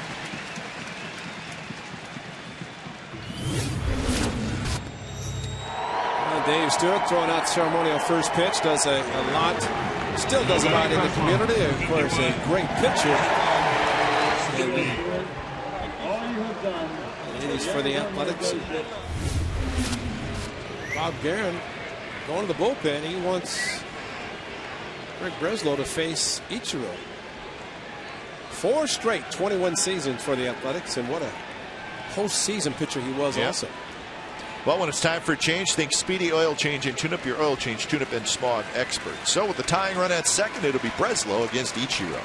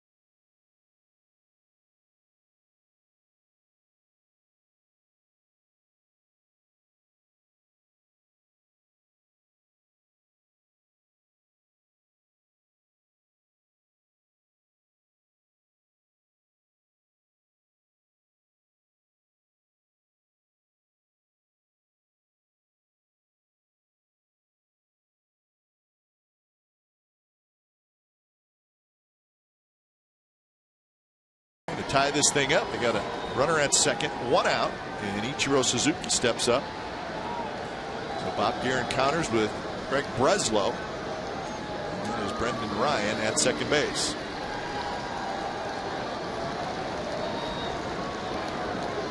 As we all know, it's a game of numbers. And you have one lefty and Jerry Blevins, Rick Breslow. So the number is Breslow against Ichiro. Probably better than those Blevins against Ichiro. Wow. What? Wait a minute. What is that? That's very strange because you do not see Ichiro attempt to bunt a whole lot. And just about the last thing you'd want him to do with the tying run at second base is try to bunt. Yeah, that's a double thing there. Rick Wedge, Carl Willis is pitching coach. They were together in Cleveland. Willis was in Seattle last year, and so it was perfect for him to stay with Eric Wedge when Eric got the job this year. Slapped into left field, and that's a base hit. Here comes Ryan. They're waving him home. Willingham still to the plate is not quite in time. The ball scoots away from Suzuki. Ryan got his hand in there. And it's a 2-2 game as Ichiro comes through. So a big night for Ichiro. He's been on base 4 times. Number 9. Well, Ichiro just slapped the ball to the opposite field. A high fastball from Breslow. And Ichiro, after attempting the bunt, he did not really bring Kuzminoff in that much. And this ball just scooted. Not a particularly strong throw from Willingham. Made some very good ones during spring training.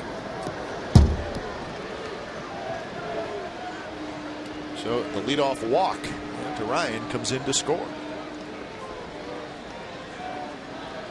So Ichiro, 2 singles, a walk, and he's reached on an error. He's got an RBI, a run scored, and a couple of stolen bases.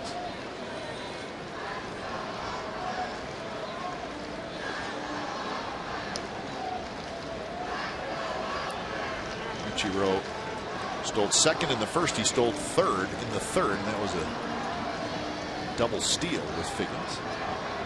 Figgins 1 for 3.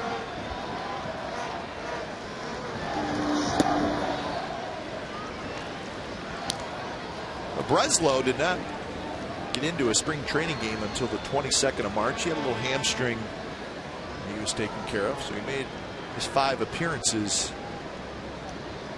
in the exhibition season. Terrific season last year for Craig Breslow. Well, there's also the plan during spring training to take it slowly with 3 guys who worked the most last year, and Bailey, Wirtz, and Breslow. Yeah, he wasn't going to pitch a lot in spring training anyway. No, and as it turned out, Bailey finally made a couple appearances, and he is on the disabled list.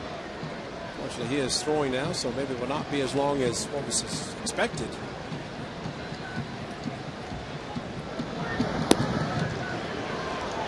Pretty close pitch. And now it's 2-2. When you have 4 lefties, it does give Bob Guerin, his manager, look at the numbers and take one lefty out and bring another one in. And the other 2 right there.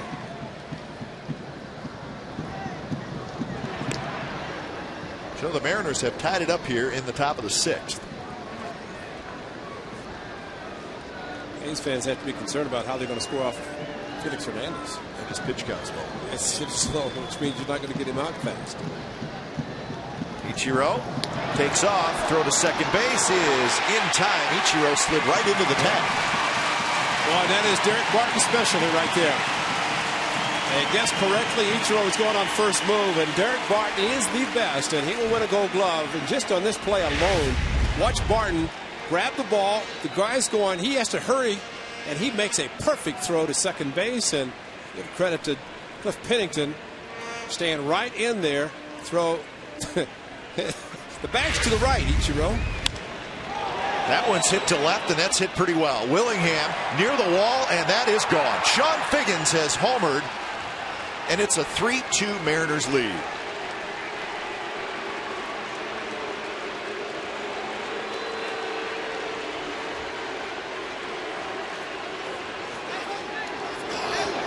Well, Figgins Hit just 1 home run last year. And that was late. Now batting, number 50. That was late in the season. This time they go to inside, try to, and he turned it. Just dropped the hit of the bat. Wasn't particularly bad location.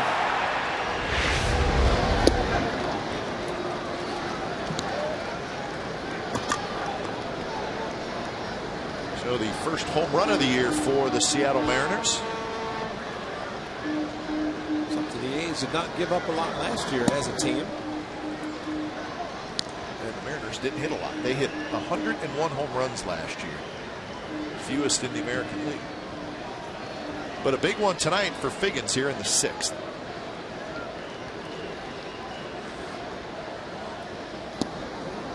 Change up and a good one as Milton Bradley swings and misses. Bradley is 0 for 2 with a walk.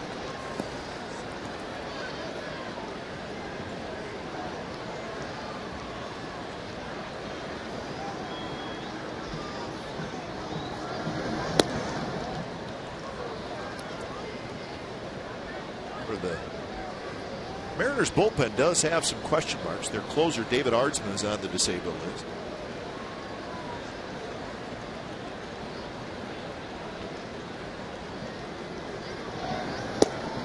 Strike 3 call inside corner. Good pitch from Breslow, but the Mariners scored twice. The last one coming on a home run by Sean Figgins. Bottom of the 6th coming up. Mariners 3 and the A's 2.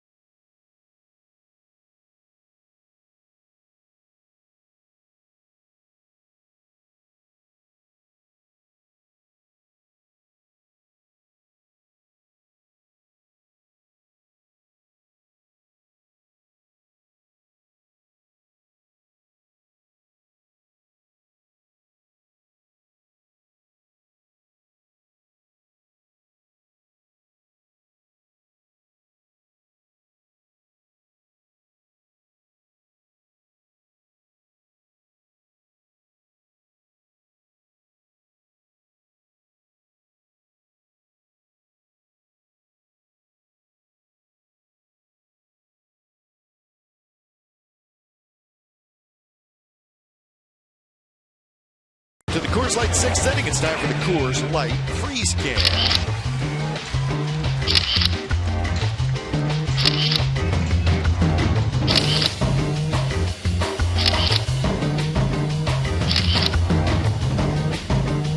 Coors Light Freeze Can is brought to you by Frost Brewed Coors Light, the world's most refreshing beer. Sean Figgins a home run to give the Mariners the 3-2 lead. Bottom of the 6th inning. First pitch to Pennington is up and away.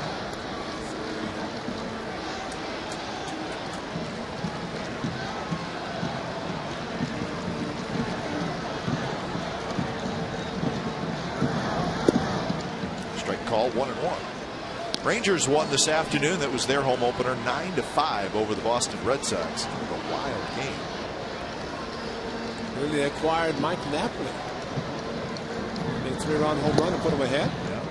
Red Sox had a 5-4, or Rangers had a 5-4 lead. And David Ortiz homered to tie it, but then the Rangers scored 4 times in the 8th inning. David Murphy, a big hit in that game.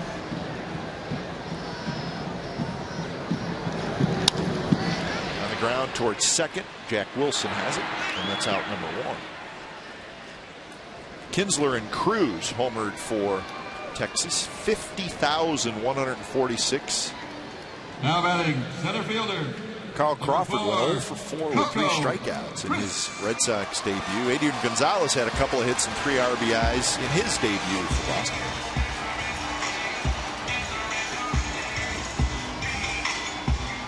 Cahill with a walk-off home run for the Kansas City Royals over the Angels. 2-1 final. Nolan Ryan, the new CEO of the Rangers, of course, Hall of Famer, he predicts, he said, we're better this year than we were last year. Expects to win the division. Go back to he went to World Series last year, and I don't know, you get in the habit, you want to keep doing that. So expectations for the Rangers.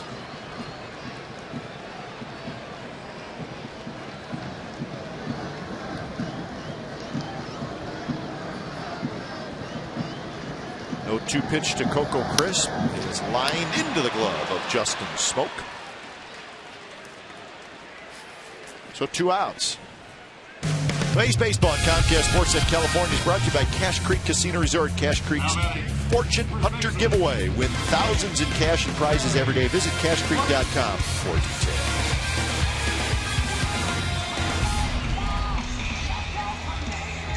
details. So 2 outs here in the bottom of the 6th inning. 7 in a row retired by Felix Hernandez as he faces Derek Barton. Barton, first pitch, bouncer towards Smoke. He's got it. Side retired. A 7-pitch 6th inning for Felix Hernandez.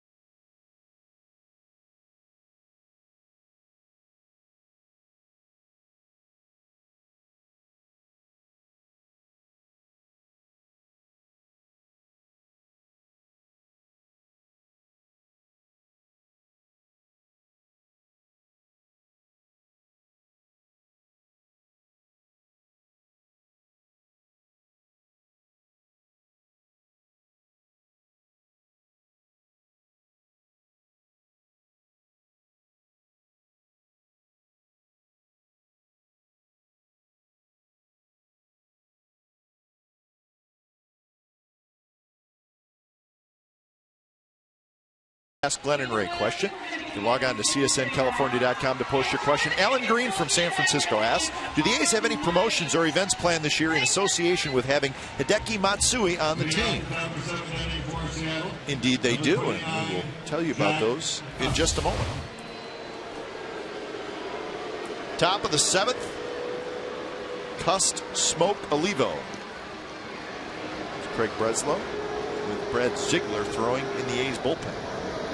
First pitch to Cust is low.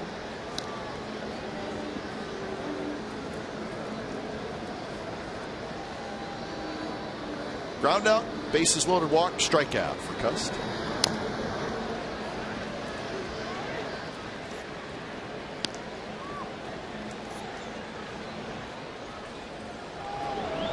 One of 3 righties. And Ziegler, Michael Wirtz, and Grant Powell for him till Andrew Bailey comes back. There's a righty. I think he is, huh? Take that back. I think she is.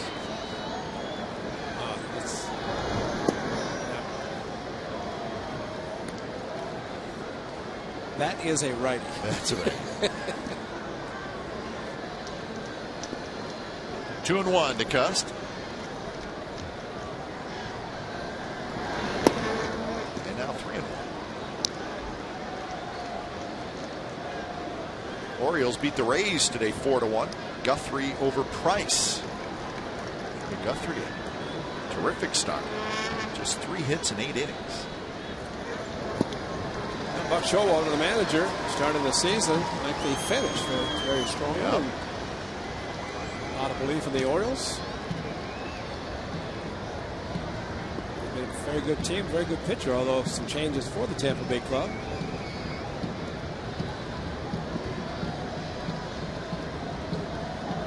Payoff pitch to Jack Cust.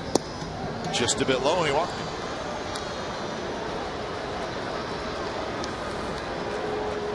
Welcome Hideki Matsui to the Oakland Athletics this Sunday when the A's host Japanese Heritage Day, brought to you by Super Street Fighter 4 3D Edition, coming to a Nintendo 3DS. My partner knows all about that stuff.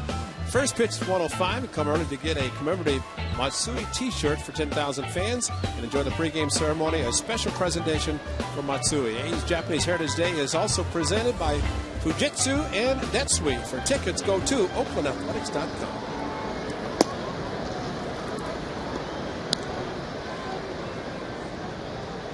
Smoke 0 for 2 with a walk. You mentioned all the lefties in the Mariners lineup, but there are also several switch hitters. Figgins, Smoke, Bradley. Left center. Willingham on the run. So is Coco Crisp. Nobody's going to get it. It one hops the wall. Here comes Cust around third. They'll hold him there. And Smoke has a double to left center field. Second and third, nobody out.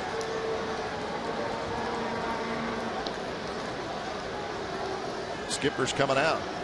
He's called for Brad Ziegler and looking for a Houdini out.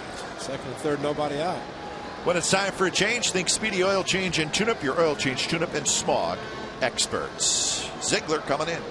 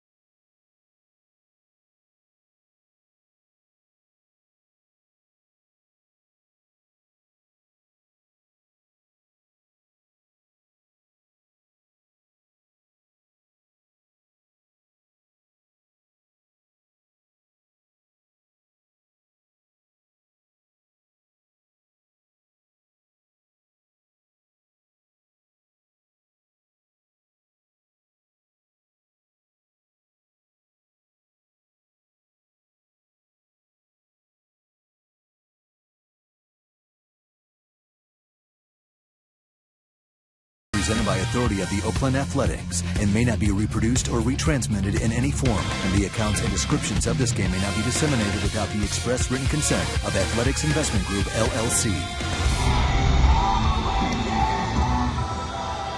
Authentic fans know where to find the best deal in Bay Area baseball. Comcast Sportsnet California's Authentic Fan Fridays right here at the Coliseum. $12. Get you a ticket in our value deck behind home plate.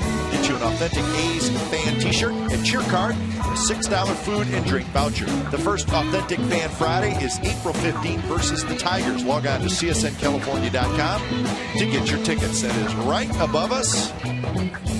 The value deck. Brought to you by Comcast Sportsnet California.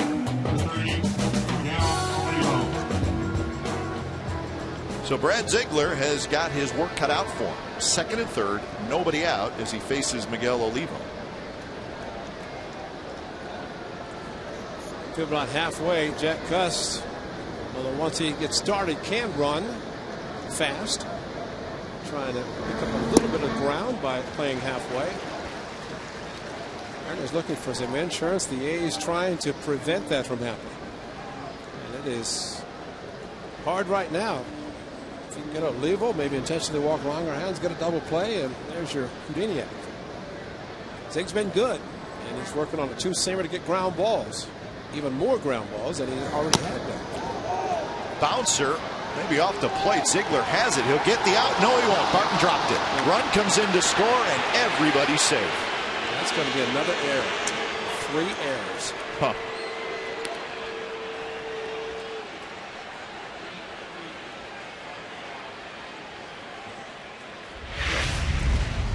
Well, it was off the plate, so Jack Cust going, not really on contact, but once he saw the high chop, and there's the ball. Derek took his eye off just enough as the ball hit him in the heel of the glove. He didn't look up, and if it hits in the pocket, he catches it. He hit in the heel, And that's just a matter of not looking the ball in his glove. So here's Langerhans, still nobody out, and it's 4-2.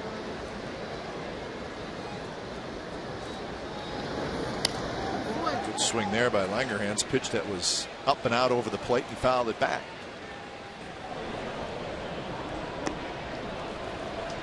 And Bobby Kramer starts to loosen up. What do you say about playing a good game in front of a big crowd? Yeah.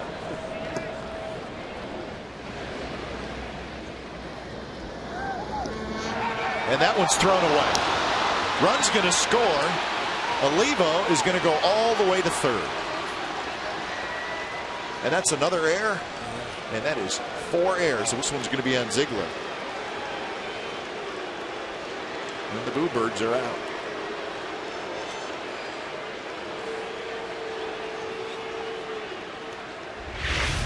Well, the fake to third, look to first, and I don't know if he tried to hold up and threw it in the ground. Eric was there, and maybe because he saw the runner going back to first, as he wasn't full, wasn't running.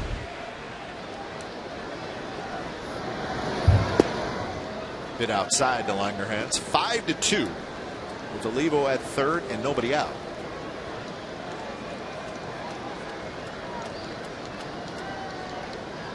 What is he going to do with all the run support?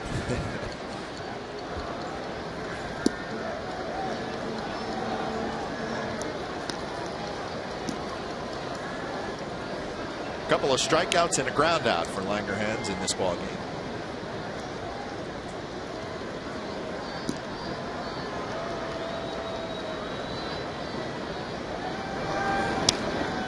I don't know what has quieted this crowd more, Felix Hernandez pitching or the way the A's have played defensively. There's some pitchers you could say, well, come back, but Felix is tough. He had a very low ERA last year. Won the Cy Young Award. Pitched very effectively. That ball slipped out of his hand. Somehow Suzuki got a hand on it.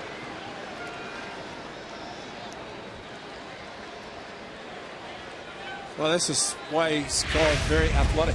Kurt Suzuki reaching way out, and behind him, the ball was already past him. Got a wrist on it. Yeah, reached back and at least knocked it down. You're right, he's holding his left wrist.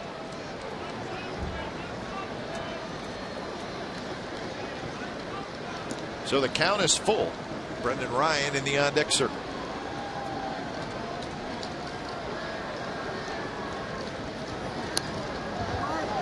Frisbee job, and Langerhans waited and waited and waited, and then he fouled it back. Hey, by the way, April Fools. Hey, you like to get a do-over on April Fool's Day.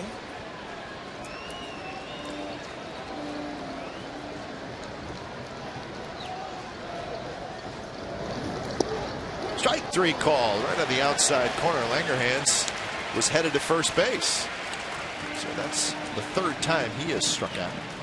A's pitchers have 11 strikeouts in the game. Backdoor Frisbee, and Kurt Suzuki kept it on the corner. And Number 26. Gary Darling, Brendan at Ryan. least with the A's pitchers, been ringing up quite a few tonight.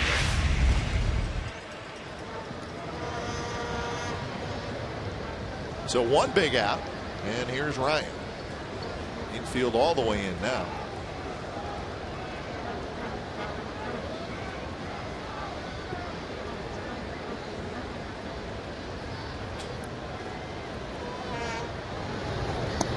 And that one between his legs. Yeah, that may have spun out of his hand too. I think that ball went between the legs of Ryan. Take a look at this. Watch him split the legs. Yes, well, or maybe behind him. He kicked the right leg forward, but somehow Kurt Suzuki was able to get a glove on it. Opening day record for the A's with 11 strikeouts. Slider, and Ryan missed it. 0 for 2 with a walk and a run scored for Ryan. Last year, Dallas Braden's first game of the season for him was against the Mariners. Struck out 10 by himself. It wasn't the opener. Ben Sheets got the opener against King Felix. This is the 6th consecutive different starting pitcher for the Athletics. And the A's have lost 6 straight openers. Yeah. I'd like to change that. Josh Willingham, the 12th different starting left fielder. Yeah. Goes back a while.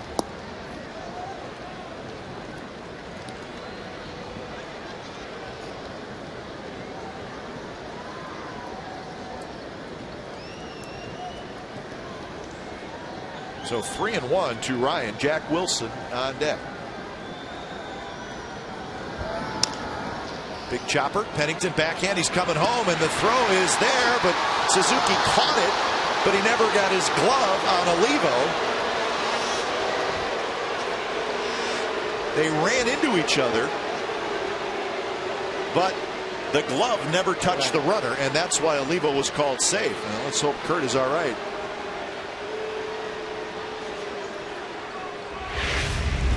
Now watch the glove of Kurt Suzuki. Throw a little bit offline, up in front, and then looked like the left knee of Olivo got the left knee of Kurt Suzuki, but he never did tag him. He turned his back, and as Olivo hit him, made contact. Watch this, the left hitting his left knee or his left foot, and then he landed hard on it, went back to tag, and then his momentum carried him all. Watch the left ankle too, Ray. Did you see that? Yeah, but I think the left hamstring.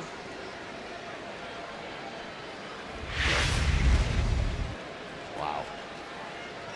And it is that left ankle they're looking at. Boy, oh boy.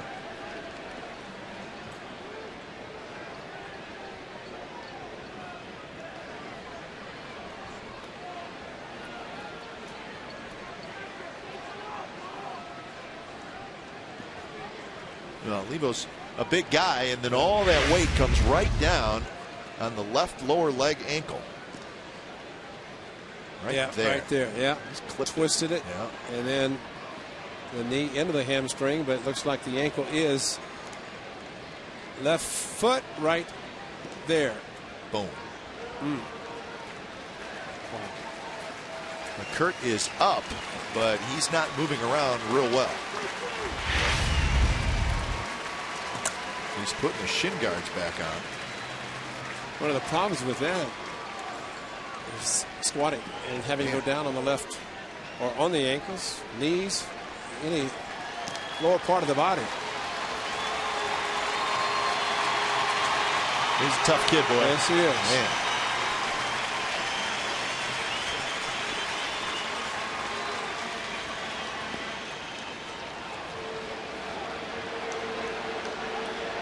So it's a 3-run inning for the Mariners. It's a fielder's choice RBI.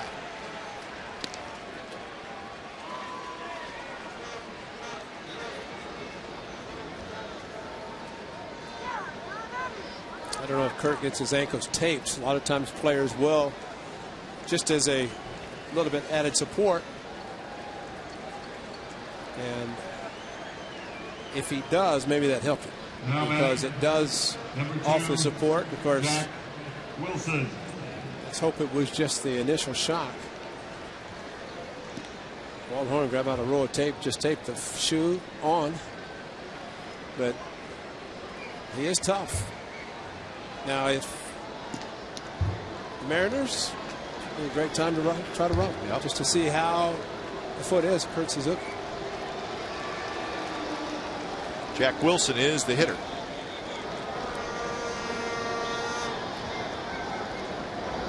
And the first pitch is a strike on the outside corner. So is it fielder's choice RBI? Yeah.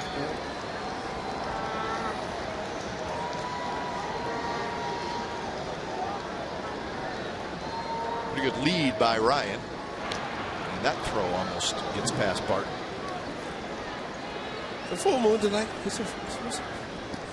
There is over us.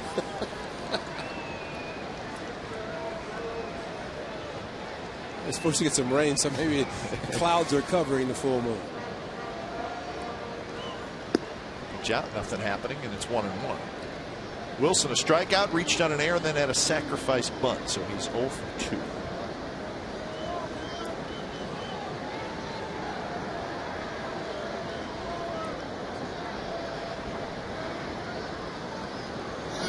There's the runner. Ball bounced into right field. A perfectly executed hit and run, and the Mariners will have first and third. Jack Wilson just bounced it right into the vacated spot. So the inning continues. Still just one out. Bob Guerin's coming out. So he's going to bring in Bobby Kramer. So Ziegler out, Kramer in here in the 7th.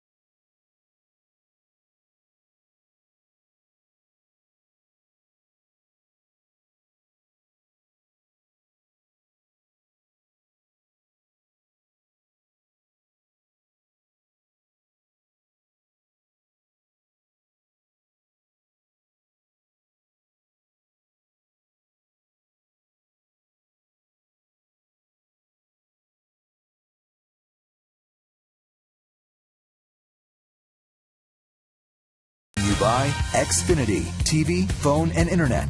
Reinvented. And by Chevrolet. Go to ChevyBaseball.com to support youth baseball and help make a moment kids will never forget.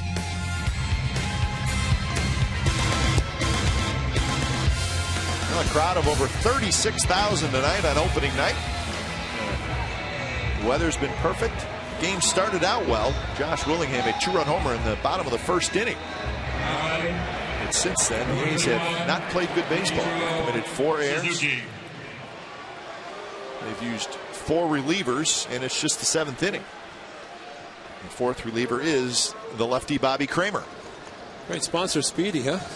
They get a lot of mentions. Speedy's the only one happy right now. A lot of mentions with all the bullpen, all the relievers.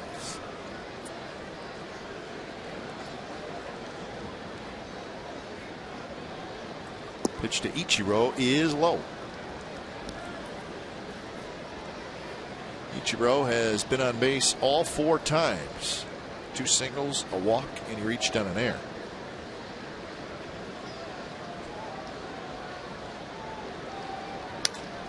Hit hard. See if the A's can turn it.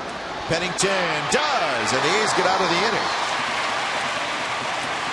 So 4-6-3 on the double play. Bobby Kramer comes in and quiets things down, but the Mariners do score 3 times to take a 6-2 lead as we have reached the 7th inning stretch here on opening night. We're going to keep it right here. Listen to tonight's rendition of God Bless America. Please rise and join in the singing of God Bless America with Simone Sykes. God bless America, land that I love.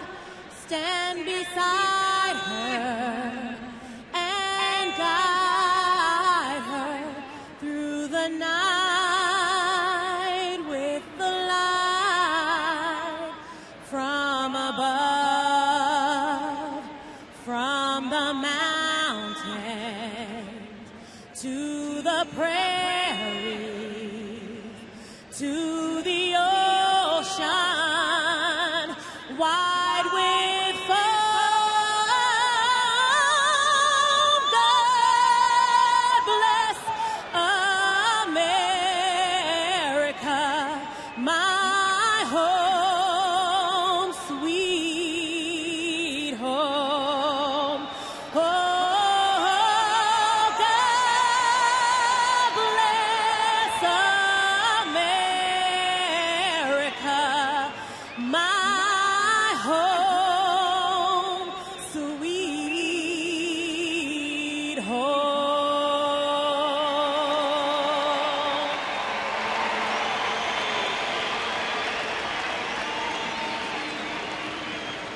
A's would like.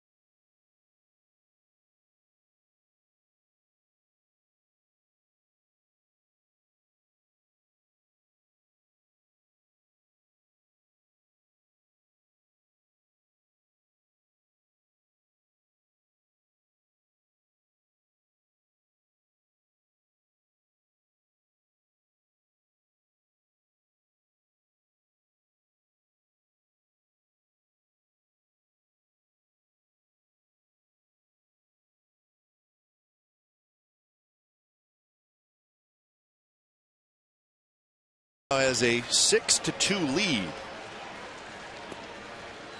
And he faces DeJesus, Willingham, and Matsui. He's retired 8 in a row. And he's thrown just 78 pitches.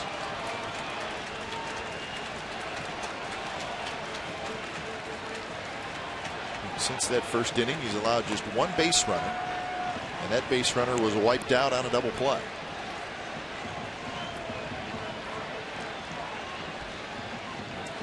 We talked about the bullpen.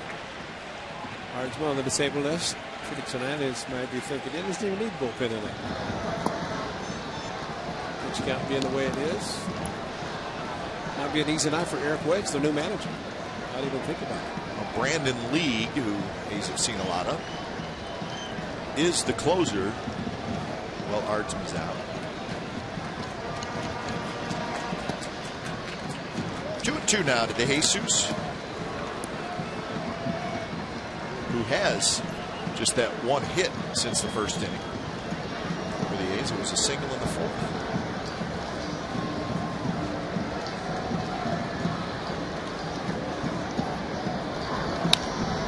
Popped up. Milton Bradley is right there. And that is out number 1. Time now for the Home Depot Doing More on Defense. This is a rarity, folks. Ichiro grounding into a double play. Perfectly executed by the A's. 4-6-3. Runners at first and third. But it had to be hit hard, had to be hit right at the infield. And Mark Ellis, Cliff Pennington to Derek Barton. A 4-6-3 double play. Home Depot doing it again. Here's Willingham. The home run in the first reached on a fielder's choice in the 4th. Pitch right on the outside corner from Hernandez. Hernandez, no walks, 2 strikeouts.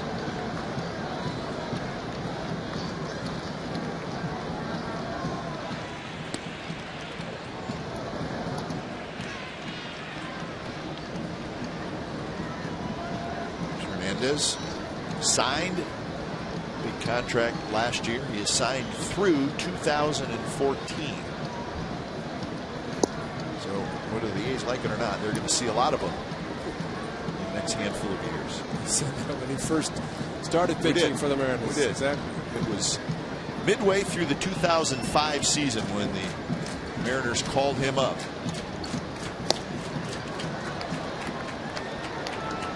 So Willingham swings and misses, and that is out number 2. He's on cruise control right now. little running fastball inside corner. Very good one. Well, the numbers for Felix Hernandez. 19-game winner in 2009. Didn't win the Cy Young, so he decided to win 6 fewer. And a comparable ERA. So he was 16 years old when the Mariners signed him from Venezuela back in 2002. Went to the big leagues at 19. He's been a star ever since. And so he's got a nice long-term contract through 2014. And he'll be 28 years old when he's a free agent after that. Life's good for Felix Hernandez, and he is rolling right now.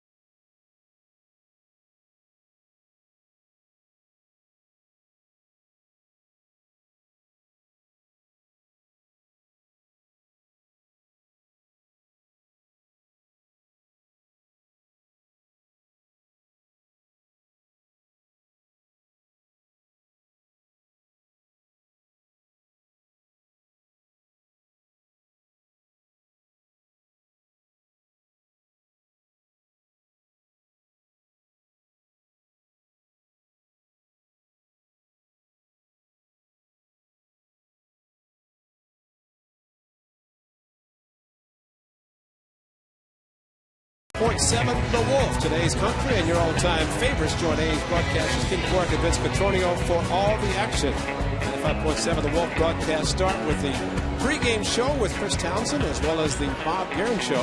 Following the broadcast team's post-game wrap-up, Townsend returns to host his hour-long A's talk. That's the Oakland A's coming to you on 95.7 The Wolf. Right. Well, and in between there, too, I've got the A's one. Yes, you do. That wasn't mentioned in there, but I might say that I'm still doing that. The new radio home for the Oakland A's. See, Landon Powell comes in behind the plate. So Kurt Suzuki, after that collision at home plate with Olivo, is out of the game. Figgins 2 for 4 with a home run. Good curveball, and the count is 1-2.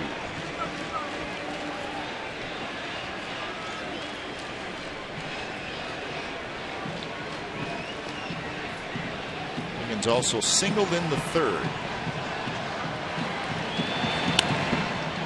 Hooks that one foul.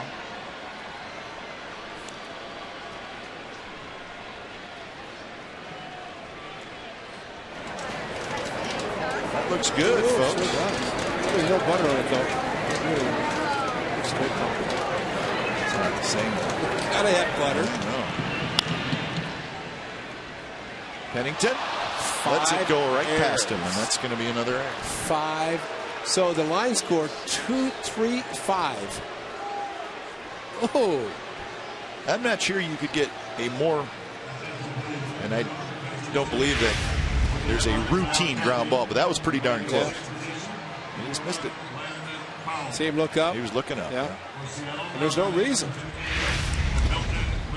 And somewhere down near the dugout, Dallas Braden said, thanks for not doing that last Mother's Day. The final out. Dave Capper to Cliff Pennington for the perfecto.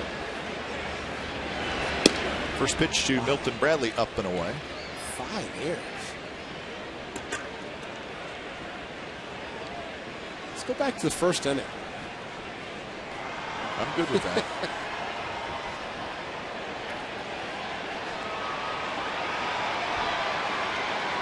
1-0 to Bradley.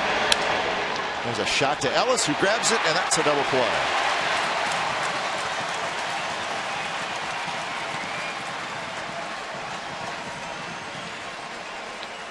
For a record you don't want to have. 5 errors.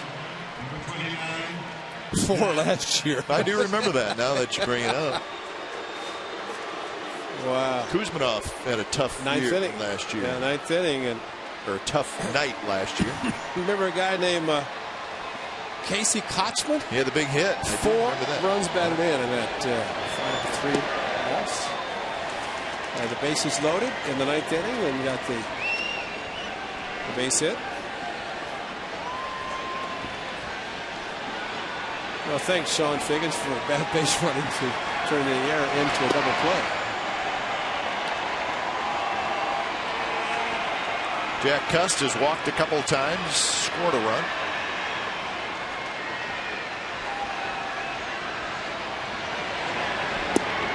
That pitch just a bit low. Well, Bobby Kramer has faced 3 hitters. He's got 2 double plays.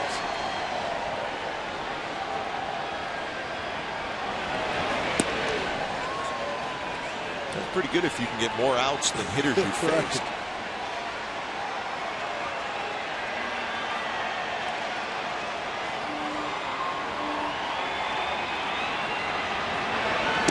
Swing and a miss on 3-1. Cust aired it out a little bit. 3rd inning, 3-1, swung that way. Last inning, 3-1, swung the same way. And the 2 previous times, 3-2, he walked.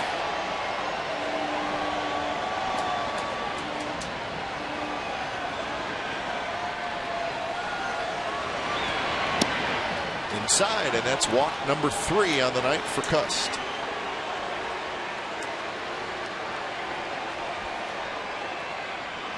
So that is 7 walks by A's pitchers tonight.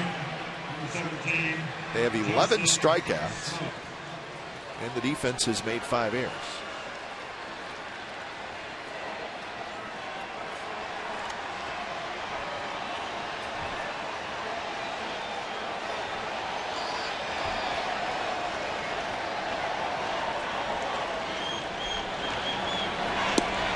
Strike to Justin Smoke, who had a double and a run scored in the 7th inning. That's when the Mariners scored 3 times.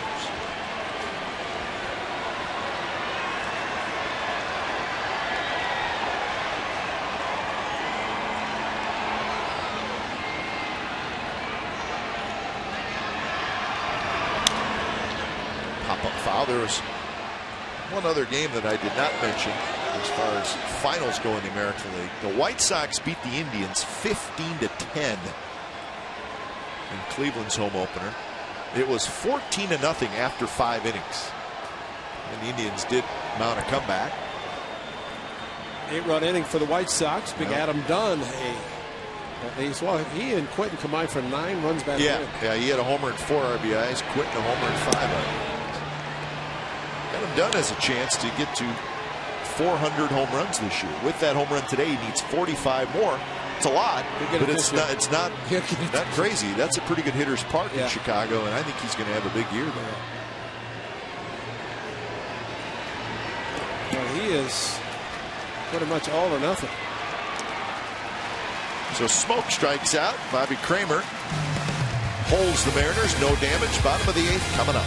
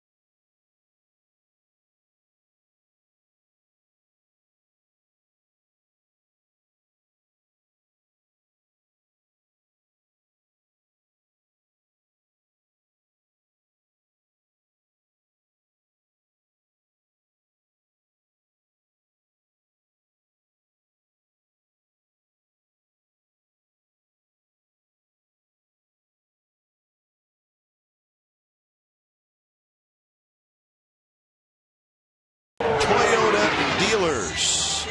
Pre-game festivities. Dave Stewart throwing out the first pitch. The game started well for the A's. Josh Willingham in the very first inning, a 2-run homer.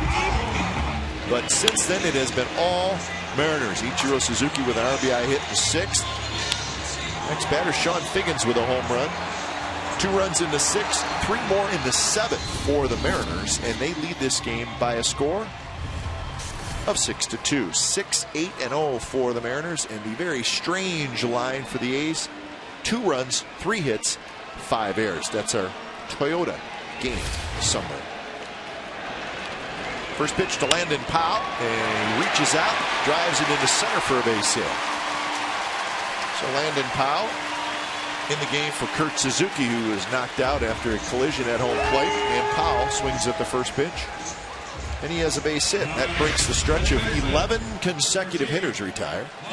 Well, went out of the strike zone, similar to what he did in his final at bat on Wednesday in San Francisco to drive in a run with a base hit to left field. Landon, unfortunately, went through spring training not knowing if he was going to be the backup catcher or not, whether it's going to be Josh Donaldson, and the decision was made, and a good one to make sure that Landon Powell was the catcher with the A's. So Mark Ellis hits. He's 0 for 2. The hit by Powell, the 4th for the A's.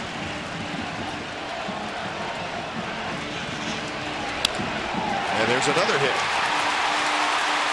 Well, Felix in this inning, 2 batters, 2 fastballs up in the zone, both resulting in base hits. I would say now you're seeing him start to go to his off-speed pitches. Willis on the phone, but look at the location of this fastball. Bells high. Good hit by Mark Ellis, so Ellie along with Powell. Not a lot of hits, not a lot of first hits for players to start this season, but Ellie gets on the board. Chris Ray, right-hander, starts to throw. So here's Kuzmanov.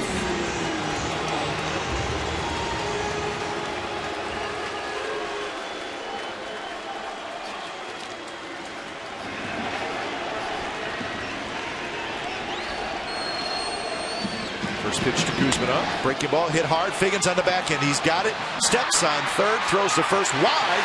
Kuzmanov safe. Figgins got the lead runner in Powell. Well, he's caught a break. That should have been an easy double play, considering where Figgins caught the ball. Right near the bag, able to step on the bag with a high throw to first.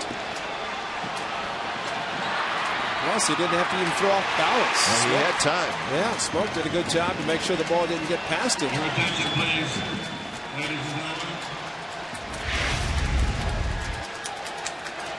Batting for Pennington, number 15, Ryan.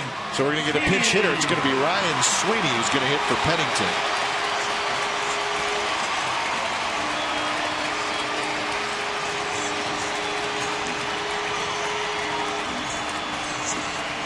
Andy LaRoche, who made the club as a backup infielder, is going to get an inning at night at the shortstop position.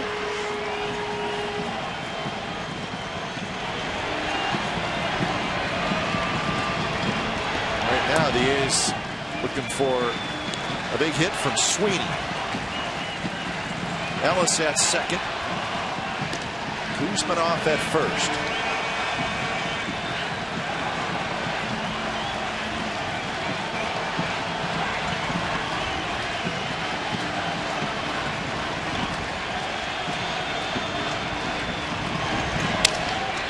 To Figgins, one hopper to second for one, and that is dug out by Smoke, and that's a double play. Hernandez got exactly what he needed, and the A's do not score.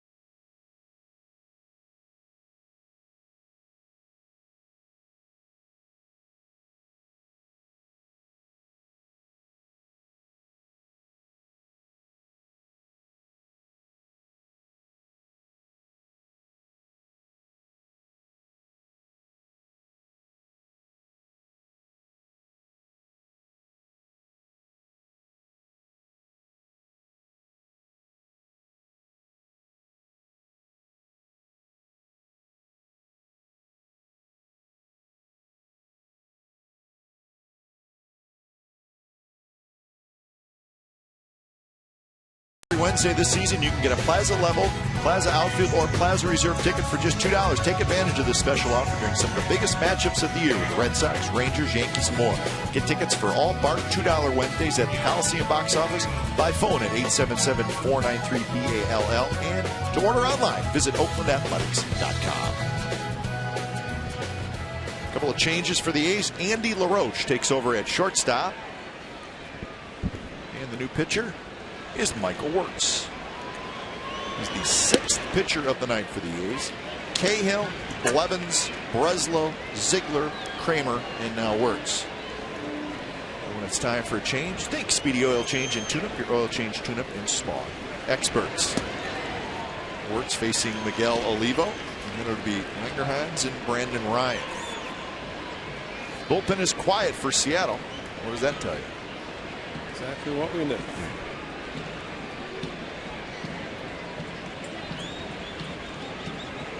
Olivo is 2 for 4. 2 singles, reached on an error, scored a run. So the new Mariners catcher has had a pretty good game so far. And on 3 pitches, he strikes out. 13th strikeout for A's pitchers tonight. Excellent slider by Michael Wirtz. Good to see that pitch working for him on this first appearance. And a check swing by Miguel Olivo. Watch this slider just dart out of sight like a splitter.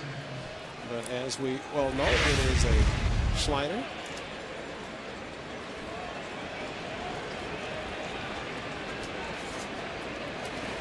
Langerhans takes a strike right down the middle with a fastball from Wirtz.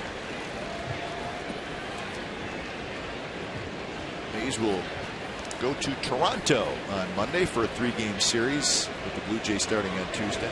The home runs to Bautista tonight. 1. Did he really? Blue Jays beat the Twins 13-3. That was the home opener for the Blue Jays. J.P. Arancibia, the rookie catcher, hit 2 home runs. Bautista and Lynn also homered. So the Blue Jays, at least today anyways, at it again with the long ball. Arancibia hit 2 in his first game. I think he did. Grand slam, something like that.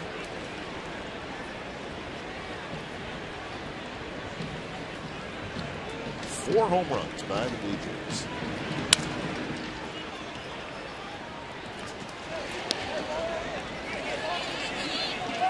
Bob Rose mentioning that Bob Kerr, the A's manager, will be available in the new interview room on the first level 5 minutes after the game, and Trevor Cahill will be there. I don't know that I'd want the first question. I don't know what you could ask the manager. Well, how was your opening night, Bob?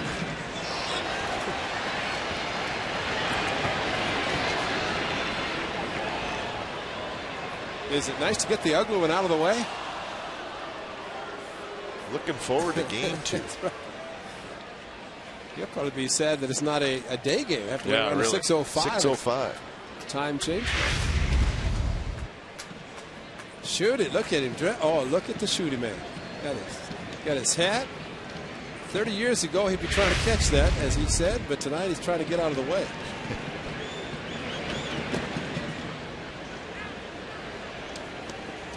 Of that game tomorrow night. Look at him. Check him out. Look at Shooty, man. Ooh, Shooty. He looks important. Yeah, he's taking some notes. I'd like to hear his comments, too. We probably will, won't we? Yeah, we will.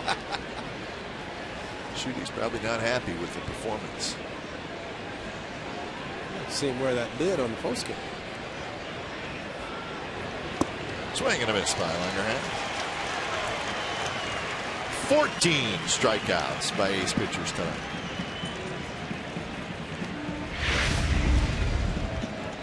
Hard slider again.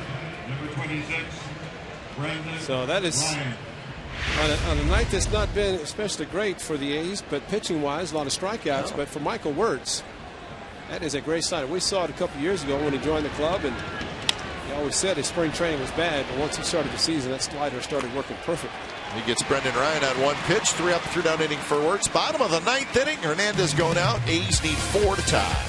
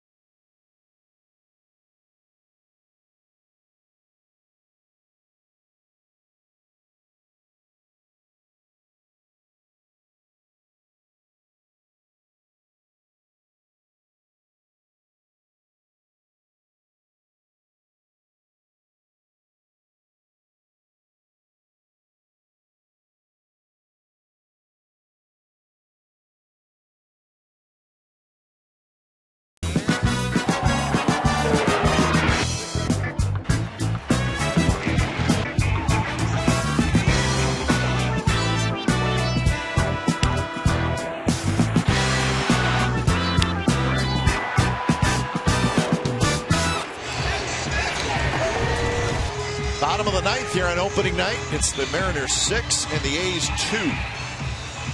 A's with 5 hits off Felix Hernandez. But they have not scored against him since the first inning. They will set the top of the order of Chris Barton and DeJesus. So Felix Hernandez, opening night, going for the complete game. He had 6 complete games last year when he won the Cy Young, 13 in his career. So Hernandez, 94 pitches as he starts the ninth.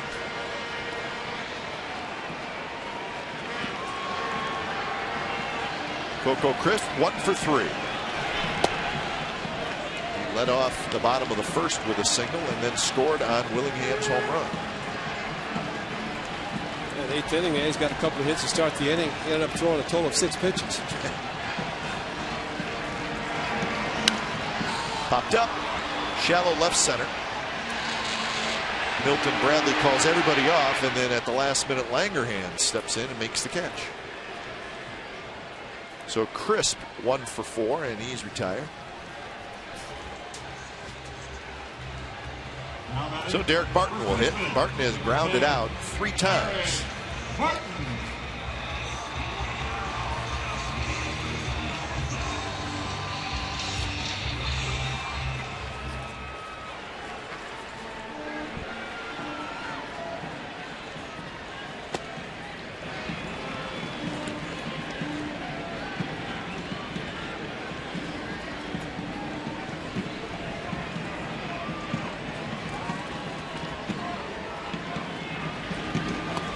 Big swing, miss. It's 0-2. That was pitch number 98 by Hernandez. DeJesus in the on-deck circle.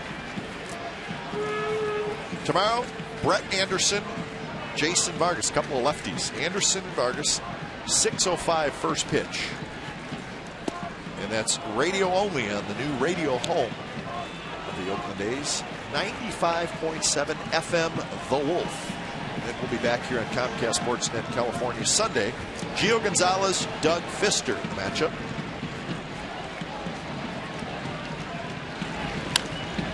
And then a 9-game road trip right off the bat for the A's. Toronto, Minnesota, Chicago. Not an easy trip. Nope.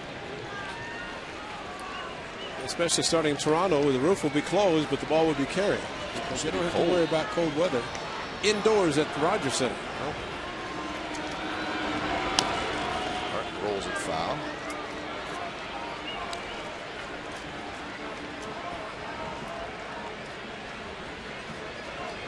Look at the forecast like we always do. It looked like it was going to be cold in Toronto, but that doesn't matter. But cold in Minneapolis as well. Rain on Friday, their opener. Just we'll 60% chance. The Twins opener.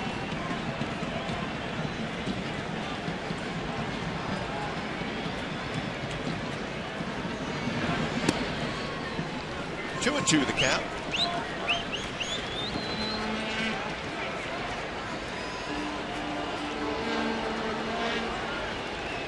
Thought Mark Ellis was going to let his hair go for the season. Yeah, quite long. Is that what he said? Trade. No.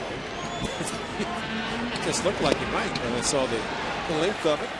Strikeout number 4 for Felix Hernandez, and he gets a guy who's strike out, Derek Barton. So 2 outs here in the ninth. Good change up here in the 9th inning. See him pull the string. Good pitch in the zone. Right fielder, number 12, David DeJesus. So it's up to DeJesus to try to keep the ball game going.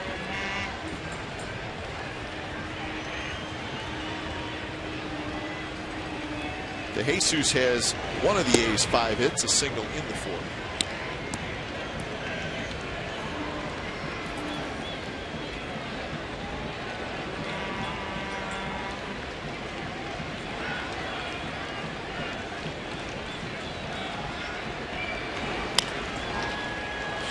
Foul.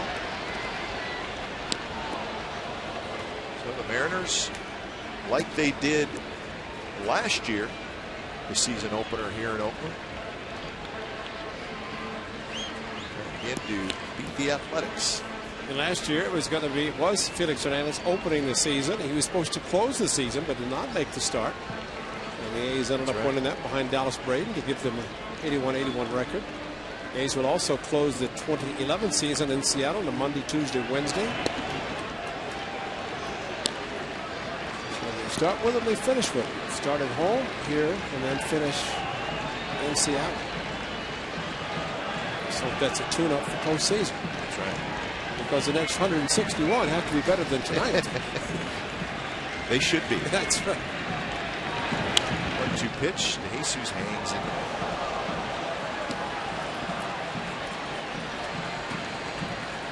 The Mariners will go to Texas after this series. They'll play Monday, Tuesday, and Wednesday in Arlington. A couple of night games and a day game, so they open a 6-game trip.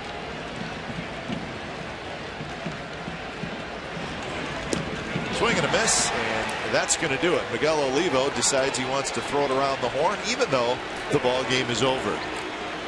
So, Felix Hernandez, very impressive. And we see again why he won the Cy Young Award in the American League last year. He finishes with 5 strikeouts, 108 pitches. He gets his 14th career complete game. So, he scored a couple times in the very first inning, but that was it. Disappointing performance in front of over 36,000, a sellout crowd tonight. But great thing about baseball, you will